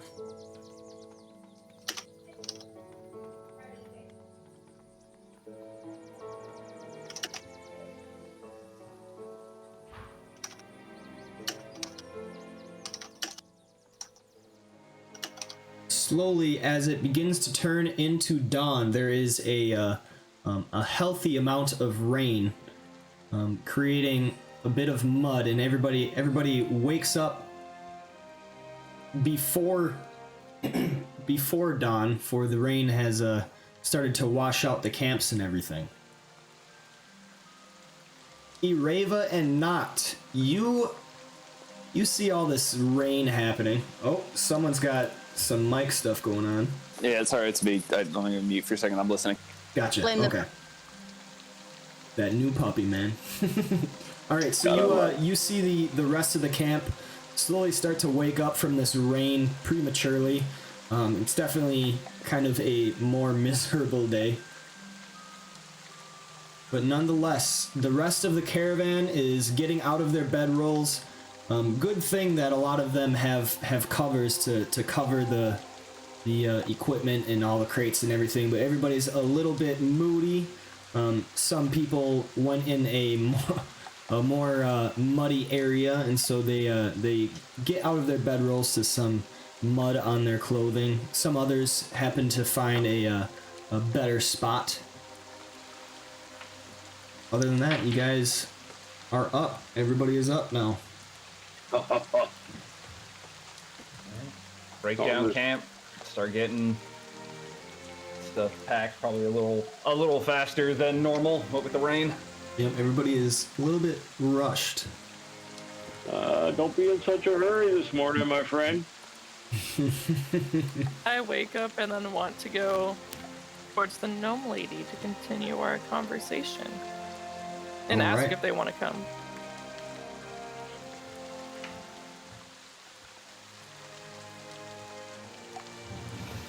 Do you guys want to come?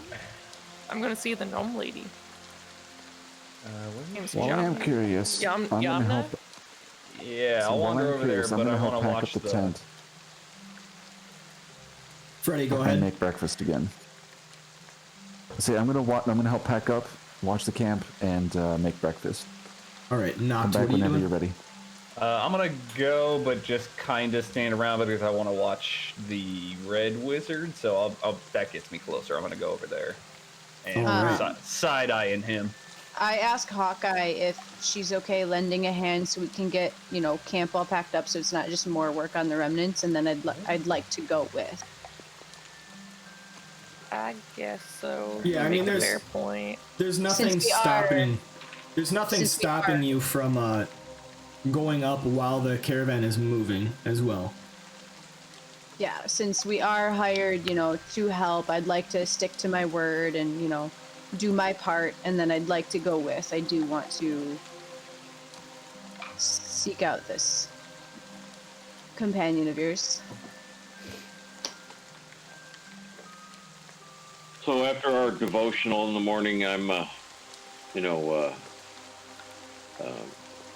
cleaning my gear, helping stow Lady at Hillry's stuff away.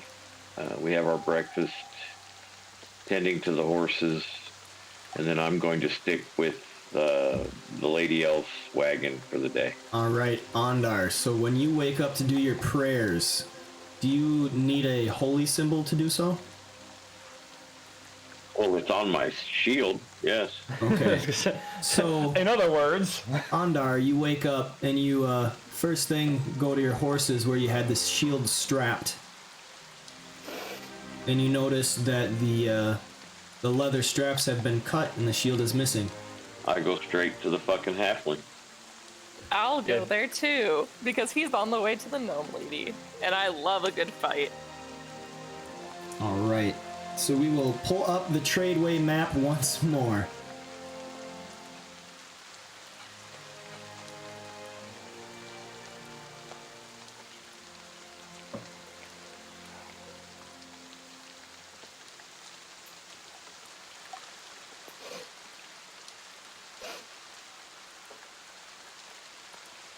All right, Hawkeye, you're pulling up. You see Leda is rushing to put all the crates and stuff on the wagon. Lovius is also putting stuff on the wagon, and he's helping to tightly secure it. And the merchant is actually standing there with a piece of fabric over his head, trying not to get wet.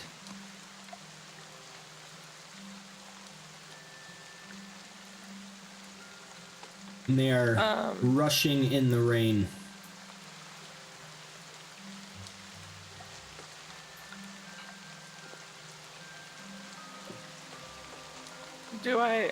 I didn't hear Ondar say that he was, that his shield's missing, but do I see him walking over? You see Ondar storming directly for the wagon. You see a wet-haired, angry, Got a 2-day scruffy beard going on. Yep. Well, it would be 1 day because he didn't shave this morning. He's marching back towards probably whatever side his horse was on. I think originally, I'll back up. I'll back obviously, up Ondar. since Otto hasn't come, seeing him storm off, I follow him to make sure that the representation is here. All right. So it's all three of us looking at this little, sorry, not little dude.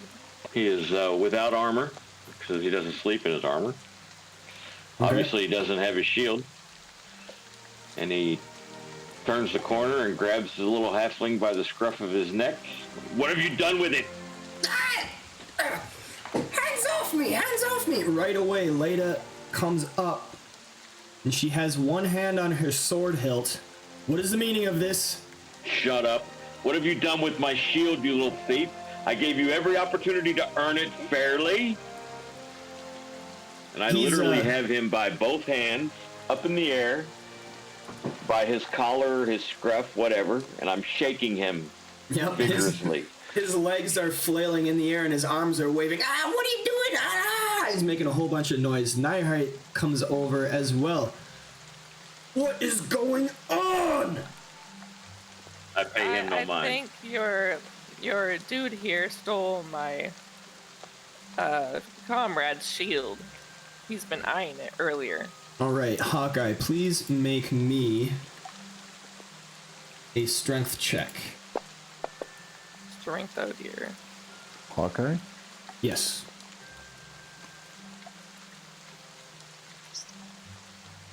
She do be strong today. All right. Nihite attempts to push past you, but you manage to hold your position, and he's matched in place. And he looks at you with rage in his eyes.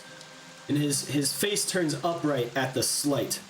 And then he shouts, "Hands off my company! Leda, see to this." Leda draws her sword. She says, "Please put the halfling down." I don't know if I would do that if I were you. I'm just warning you because you're my friend and I have your best intentions, but I probably wouldn't do that. Like, I know you're getting paid, but Mr. Nice Guy is not Mr. Nice Guy anymore because his shield is missing. Yeah, sorry, I was muted for a portion of that there. I meant to, as soon as she would have put hands on sword, I would have stepped in to be between the the scene with the little man and Ondar to make sure that if she wants to step to him, she's stepping to me. All right. And unlike our big friend there, I am already in my armors and such. I don't know how big she is, but I'm gonna guess not as big as me. Not as big as you, but definitely could hold her own. Oh, we can put that to the test. I ain't got to rage in a few days. I got a lot of pent-up aggression.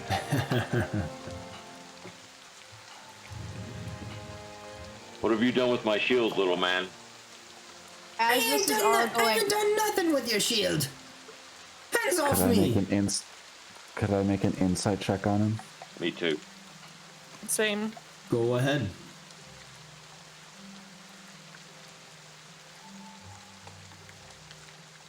Can I do guidance for myself in insight, or is that no. okay? Because I know not for perception, but I didn't know. Oh no. Sorry, my computer just did something. As this is all going on, Ireva sees a woman walking upwards from the last wagon. And I will kind of put my bow in my hand and have my other hand back on my arrows, and I'll bring Freddy's attention to it. Say, Freddy. Well, actually, I'll say half elf. There might be another concern we have as well. We should be wary on both sides of us. And I'll kind of nod my head backwards. Can I try to identify the young woman? Yeah. Give me 1 second. Okay.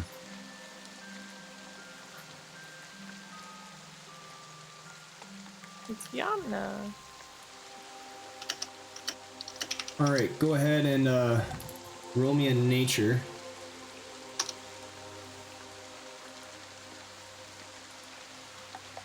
All that you Who? can tell And why? is this is a young human woman. As well as some of you Okay. may notice that other characters around the caravan have begun to make their way over to the commotion. Sure, everybody wants to watch a fight.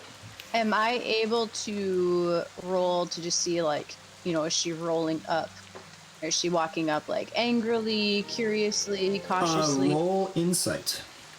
Okay. So what did I discern from my insight? Yep, I'm getting to that. Oh, you're so lucky that was on a 1. Okay, so let's see, it was Ondar, Freddy, and Hawkeye. You all get the sense that especially Freddy, you all get the sense that Lovius is definitely trying to make a scene right now. And succeeding. But to be And- fair, we started this scene. Ireva, you see the woman is walking up cautiously, kind of oddly interested, but ready for anything. So she is walking up in a ready stance, because she does not know exactly what's going on, but she's a guard on the caravan, so she is doing her duty to investigate. Okay. I would like to approach her. I'll take all my hands off, you know, put my bow away, take my hand off my arrow, and I'd like to approach her. All right. And just, you know, When she sees you, her hand goes to her sword, and she stops, and she says, "What's going on?" explain that, you know, one of my comrades believes that one of my comrades' shield, that is a family heirloom, and it is absolutely priceless to him, has been taken, disappeared in the night, and the fellow in question that is in his grasp has paid a large amount of interest to it recently, so we have reason to believe that he has taken it from him. At this, she her body language kind of eases, though she still has interest, and she nods her head. "Oh, all right. Well, if you don't mind, I'd like to see for myself what's going on." I welcome you to the scene. I just wanted to let you know the reason that this scene is being caused. You are more than welcome to ask as many questions as you like. Very well, very well. And I kind of like lead her to it as well, like walk with her so that she doesn't just feel watched. All right. And you all see Sulzdeg the pole, this giant 7'5" tower of a man walking forward, as well as the mage and the knight from Bade Seshipol. They are all congregating Yes, what around do you here. want? Lovius looks around while he's up by the scruff of his neck on Ondar and says, "Help me! Help me! Help me! This man means to kill me!" I do not mean to kill you. I just mean to get my shield back from you, you thief. And I just dangle him by, and I got him by my left, or Ondar has him by his left hand, and I hold him out, towards Hawkeye, and I I look at Nairhite and I say, I'm going to search your wagon, sir, for my shield. And I literally, with my right hand, start rummaging through the wagon. All right, so as you reach your right hand out, Nairhite says, "You absolutely will not! Leda, stop him now!" And then Leda steps I wouldn't do forward, that if I were you. puts her sword out to intercept you, Andar. Yeah. I look at her and I cast command and I say, run. All right. Everybody roll initiative. I was just gonna give her a quick headbutt, but I guess your one works too. I think I will be going near first. No. Oh, Freddy. Always the slacker. Yeah. A little slow to the draw. You just want to sing your songs and cook your bad food. That's right. It's good food. You just have to eat it. It tastes really good, but it has 0 nutritional value. It's basically ho-hos. Thank you. All right. I'm going to... I like that your whole caravan's gonna die of scurvy 5 fucking days from now from what you eat. I'm going to need a little bit of time, guys. Yeah, no worries. Bark has a lot of minerals in it. You know what? Fair point. You did say you were putting like mushrooms and plant matter in there, so you're getting some right. nutrients. Yeah, it's Probably it's not a lot of just- it's not- protein, but, yeah, it's not all gravel and horsehair. Like, there's some good stuff in there. but there is gravel and horsehair, is what you're saying. It's just not entirely horsehair. Yes, those It's are just not noodles. all of it. Yeah. These noodles are chewy, man. Everybody in your camp at night is just like,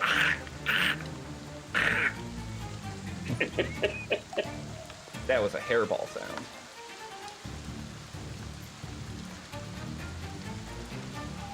Boy, are they going to be surprised when I grow a horrible either tail or claws and man. start eating people. I can switch into my animal. Yeah, and we're showing off abilities to the bad guys. To be fair, they didn't come look. That's, yeah. They're the only group that actually blew us off. Fucking happen. It's all his Being fault. honest, I'm not happy that you are unarmed because I have to give you my fucking sword again. No, you don't. If that mage and knight get involved in this, we're gonna need real weapons. My rage does not help me against the magic users, and I'm gonna need somebody to deal with that problem before they kill me. I'm gonna take the knight's sword from him. Okay. I You're mean, gonna you could also try. just take the long sword off my back, as we have made not arrangements for your arming yourself. They're not gonna fight us, trust me. I don't know. You never know. She's gonna run away. I'm gonna find my shield. The merchant's gonna be like, "Oh wow, my driver's a bad guy." Yeah. That's certainly what's gonna happen. Right.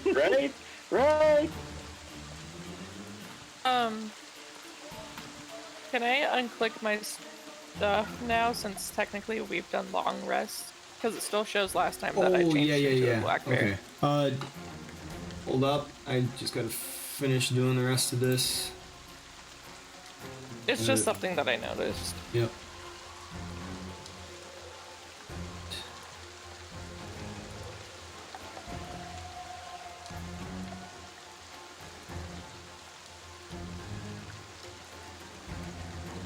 Didn't come equipped with a few things, so trying to get this in real quick. Yeah. At 10:30, I actually do have to take off because I have to run to Okay. the office. So Yep. if we continue past that, I'll have to leave you in charge. Gotcha. No problem. Was that in like 20 minutes your time, or? Yeah, 20 sorry, minutes, in yeah. 20 minutes. No, you're good. I'm just in a different part of the world and I forget who's where. Oh, I forgot too, because only one other person in here is my time zone. Yeah, that's me. Everybody else is probably very confused when I say 10:30 and it's fucking noon and shit. Like, I don't know So if I did. I completely understood. And I was just like, oh yeah, 20 minutes, okay. And then they're just like, huh? Like, do we have you for a half hour, for an hour? Like, what's going on here, John? Oops.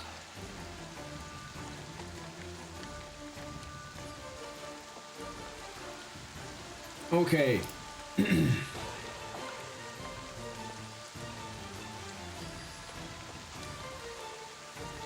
Why is that not? Oh. There we go. All right. So you shout command first. Let's get you guys your rest. Now let's roll initiative. Yeah, say that undid our initiatives. We did. Oh, okay. Yeah, we're gonna have to redo it. So, orange is neutral, right? Yep. Wow. Oh man, we gotta better reroll. this I had a time. fucking 23. That. Aw. Sorry about that. Ah. You're still probably, you're going second so far. Now she's ahead of me. Like in our party order.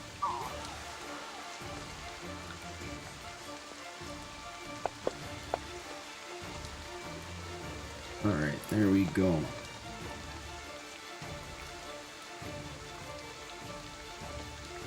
So Ondar cast command run. Mm-hmm. Okay. The command, how does that work? She It's has some to kind make of a save, wisdom right? save. Yeah, she Okay, has to make a wisdom save. Can we drop it on her? Go ahead. She fails. So she is going to run away, taking a dash action. She must succeed on a wisdom save or follow the command on her next turn, On her next turn. Okay, that makes sense. which is now. It's Ireva first. So she's running away? She just runs. Going Yep. to be. She's just gonna run. Are we fighting anyone but her? We're not really fighting anyone. I just told her to run. You're just in initiative order right now. Okay, so what I would like to do is, I don't know if this is possible, so yell at me if I can't, but I would like to hold my move, and if she like basically comes back, I would like to cast Ensnaring Strike on her. Okay. Is that a spell? Yes. Keep in mind, even if you don't cast it because she doesn't come back or whatever, you lose the spell slot. So it's best not to hold spells necessarily. So you basically do cast it regardless of whether or not the effect happens. So you can just hold your turn, period. I say I'm gonna, yeah, then I'm just gonna, thank you, John. I'm just gonna hold my turn. All Because I right. don't want to fight anyone. It's So- not my... On Lada's turn, she's going to use the dash action. You guys want an opportunity attack? No, I think I'm confused. Okay. I was ready to fight, and then she turned around and ran away, so I think I would hold on to that. Yeah, she's my friend. We made friends, so I wouldn't want to attack her. All right. That takes us to Unless she not. attacks me. Well, the arrow is just so you know, that's where I was holding Levicius Yep. out in that general area. Gotcha. First step to here and take my longsword out and drop it on the ground there, right where I was standing, so that because I think that taking the weapon away seems less intelligent than me leaving a longsword for Ondar behind. So I'm gonna do that as my action, then ready in action to attack anybody who attacks basically our group. If anybody comes in hot, then they're getting swung on. All right. Let me get. Where is he? There he is.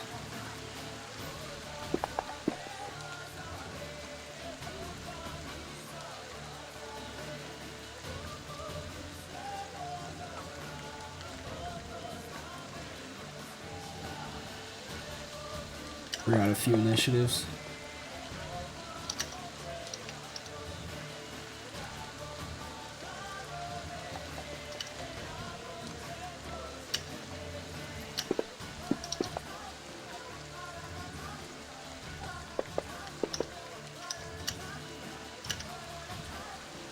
Where's that guy?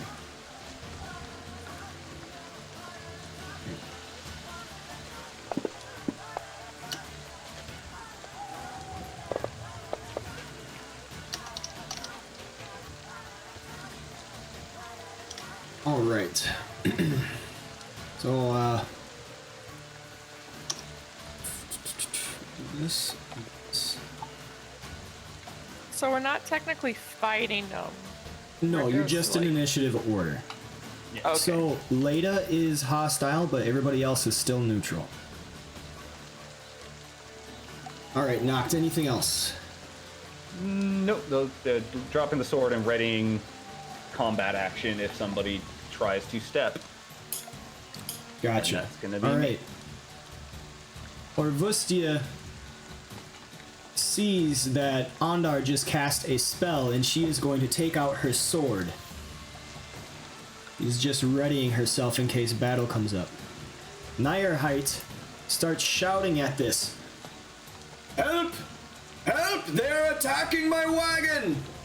Seize them! Stop this! Ondar, you are up.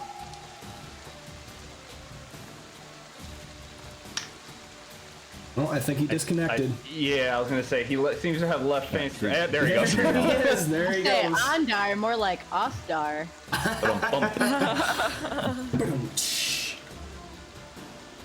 Freddy, that should have been your line. Maybe wait a little bit, see if he can come back I'm not on. that punny. Yeah. I don't feel comfortable Yeah, sure. taking over for him right now. It's a pretty big decision to make it's for him. It's Oh, he just snaps thing Lebovius' happening. neck, just fucking necks him right there. I don't know, maybe?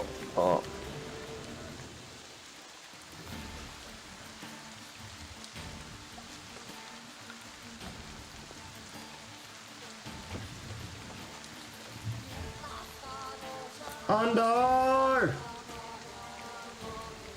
wonder if his went down more substantially this time.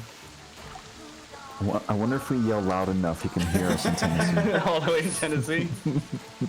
Whoever's closest, yell, stick your head out the window and yell. Well, it's not me. It's not yeah, that might be. Ron or I. Yeah, that's either you or our DM. The rest of us are over water or over country. I think I'm over a mountain range, so I'm gonna say not me.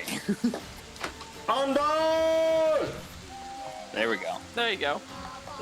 If he came back right now, it would be pretty great. Yeah, That would be I know, hilarious. I thought that. He heard the call. Like those big long horns. Oh no! Oh no! You could always save his action. It's all because he got that new Bluetooth headset. Yeah.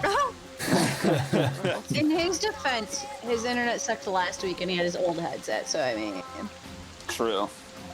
And in his defense, from what I understand about most of the middle of the country, their internet is very poor. Yeah. What about if we just hold it here because we only have 10 minutes anyway? Yeah, that I think that probably might be best. pick it up here next week. Wow. Oh, Isn't it- it's a good cliffhanger. Ondar said he will rummage through the wagon on his turn. Oh, gotcha. Mark Okay. that. Ondar puts hands on the wagon and will try to sift through it. I'm gonna have him roll. Let's see, a sleight of hand just to see how well he does it. Oh, he rolls a 1. I was gonna say, shouldn't he have disadvantage also because he's one-handed? But it's a 1, so he Yeah. can't go down. It is what it is. Ondar puts his hand on the wagon and he's just rifling through. Nyrehite is just pissed off. Does not see anything. Nyrehite is the He's the merchant. the owner that hired of them, that. Yeah. Yeah. Okay. Yep. I thought that was Lovius. true, but wanted to make sure. It makes sense. He's so pissed. Lovius just keeps screaming, "Help! Help! He's trying to kill me! Help!" Lovius Gold. Nobody likes you, Lovius. The mage comes out and he will shout, "Cease this at once, or else I'll start casting!" And then he holds out his hands as if he's going to start casting spells. He's going to ready a spell. The knight also runs over, and he is going to attempt to grapple Ondar. So grapple, I think, is contested strength checks. Yeah, if he's just doing a normal grapple. All right.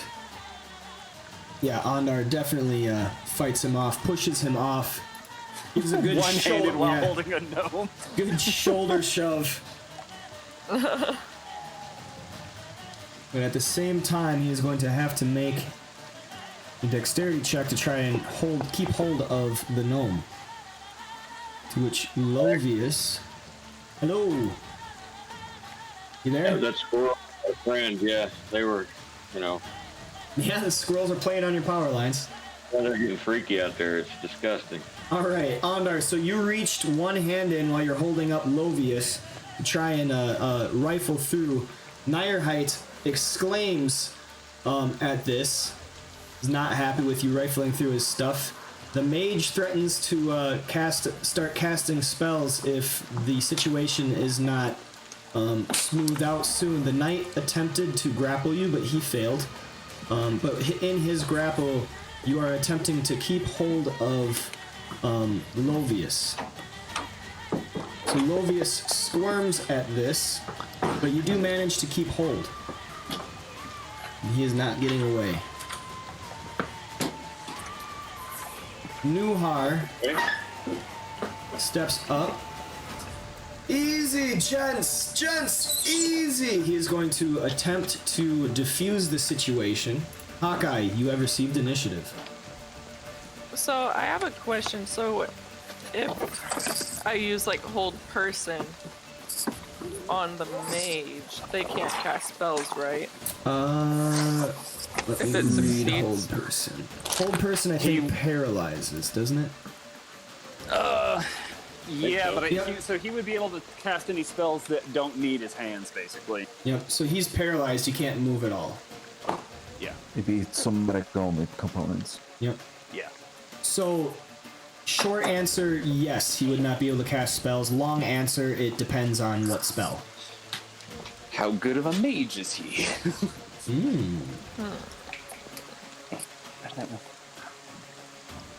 But if you attack him with a spell, that's immediately going to bring him into combat. And right now he is still Yeah. Well, neutral. whole person's not. I mean, he's gonna not like it, but it is whole person. It's not like he's casting fucking fireball. Can I do my bonus action but save my action? If you're acting on your turn, that takes all your actions. So you can do a bonus action and not do a regular action, but the regular action won't stand. Oh, okay, because I was going to ask if Shillelagh stole on my quarterstaff. Nope. Because that was a couple days ago that you cast that. You would have to recast Shillelagh. Yeah, and since it's a cantrip, I didn't know if it would be like I could hold my action but use Shillelagh or not. You can hold an action, but you have to say what you're holding and what would trigger your holding. So Okay, I have the thing that I will attack anybody who specifically attacks us, but that is the only way I will do anything. Yeah. So I would say, I'll do- yeah, actually you can. Go. You can cast Shillelagh as a bonus action, and then you can hold your action. Yes. Okay. And then I'm keeping eyes on the mage, but if anyone attacks us, then I'll like attack back. Does that make sense? Like I'll Yep. use my action for that. Yep. You can. But You can use your movement to move up within range, and then use your quarterstaff on them for an attack. for them, yeah, I'll do that. Okay. All right. So you all see Hawkeye's staff suddenly kind of grow in some barbs in heavy knotted wood, like a shillelagh. Freddy, whoops. Freddy, you are up. I'm going to join Nora and like slowly walk up with my hands raised, like, everyone, please, calm down. There has been a crime committed here and we're attempting to ascertain justice.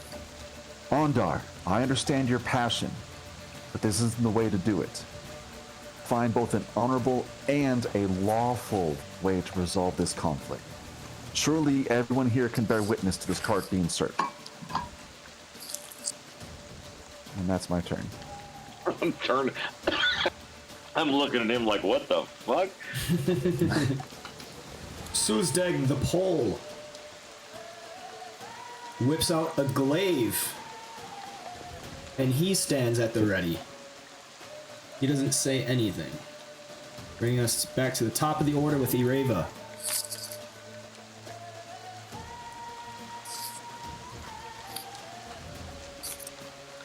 I feel like I'm still gonna hold it, as boring as that is, because she still doesn't want to just like, you know what?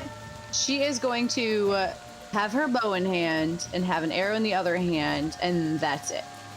All right. Because she still doesn't want to stick one in someone without cause.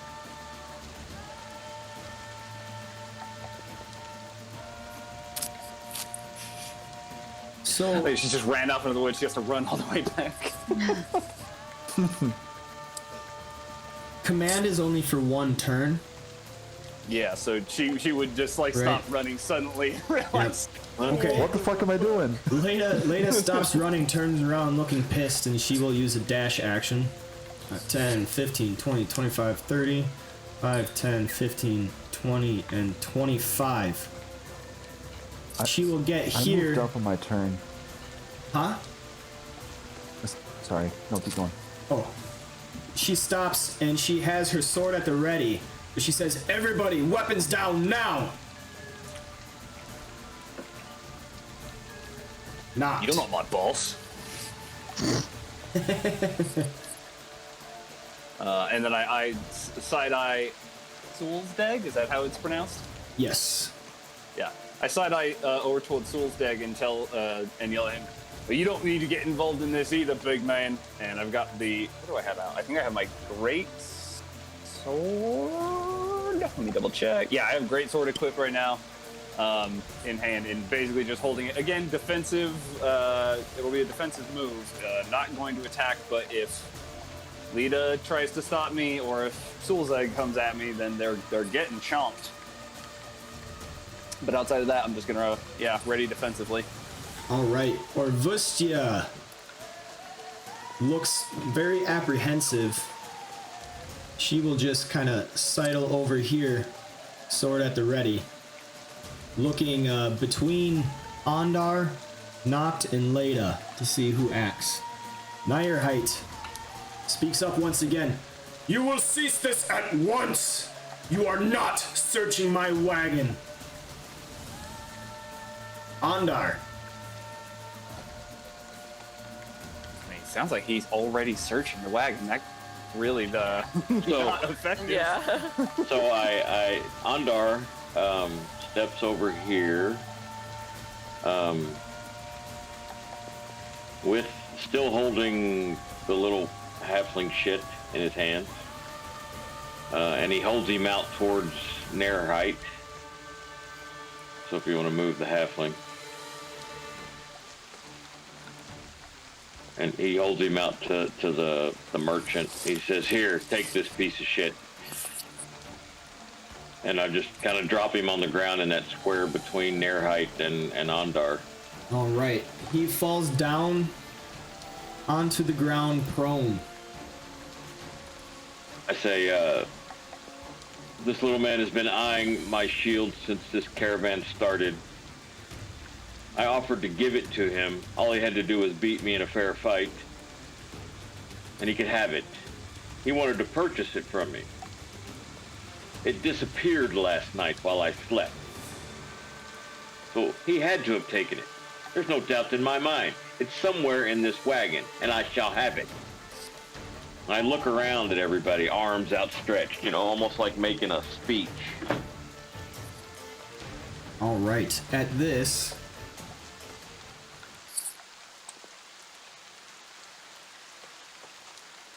Nuhar steps up and he says, he's got his hands out in a display of non-aggression. He says, Certainly we can come to better terms to find out the culprit and exactly what happened. I don't think we need to go to such extremes. Surely, gents? And at that, we will have to end the session. Why do you hate us?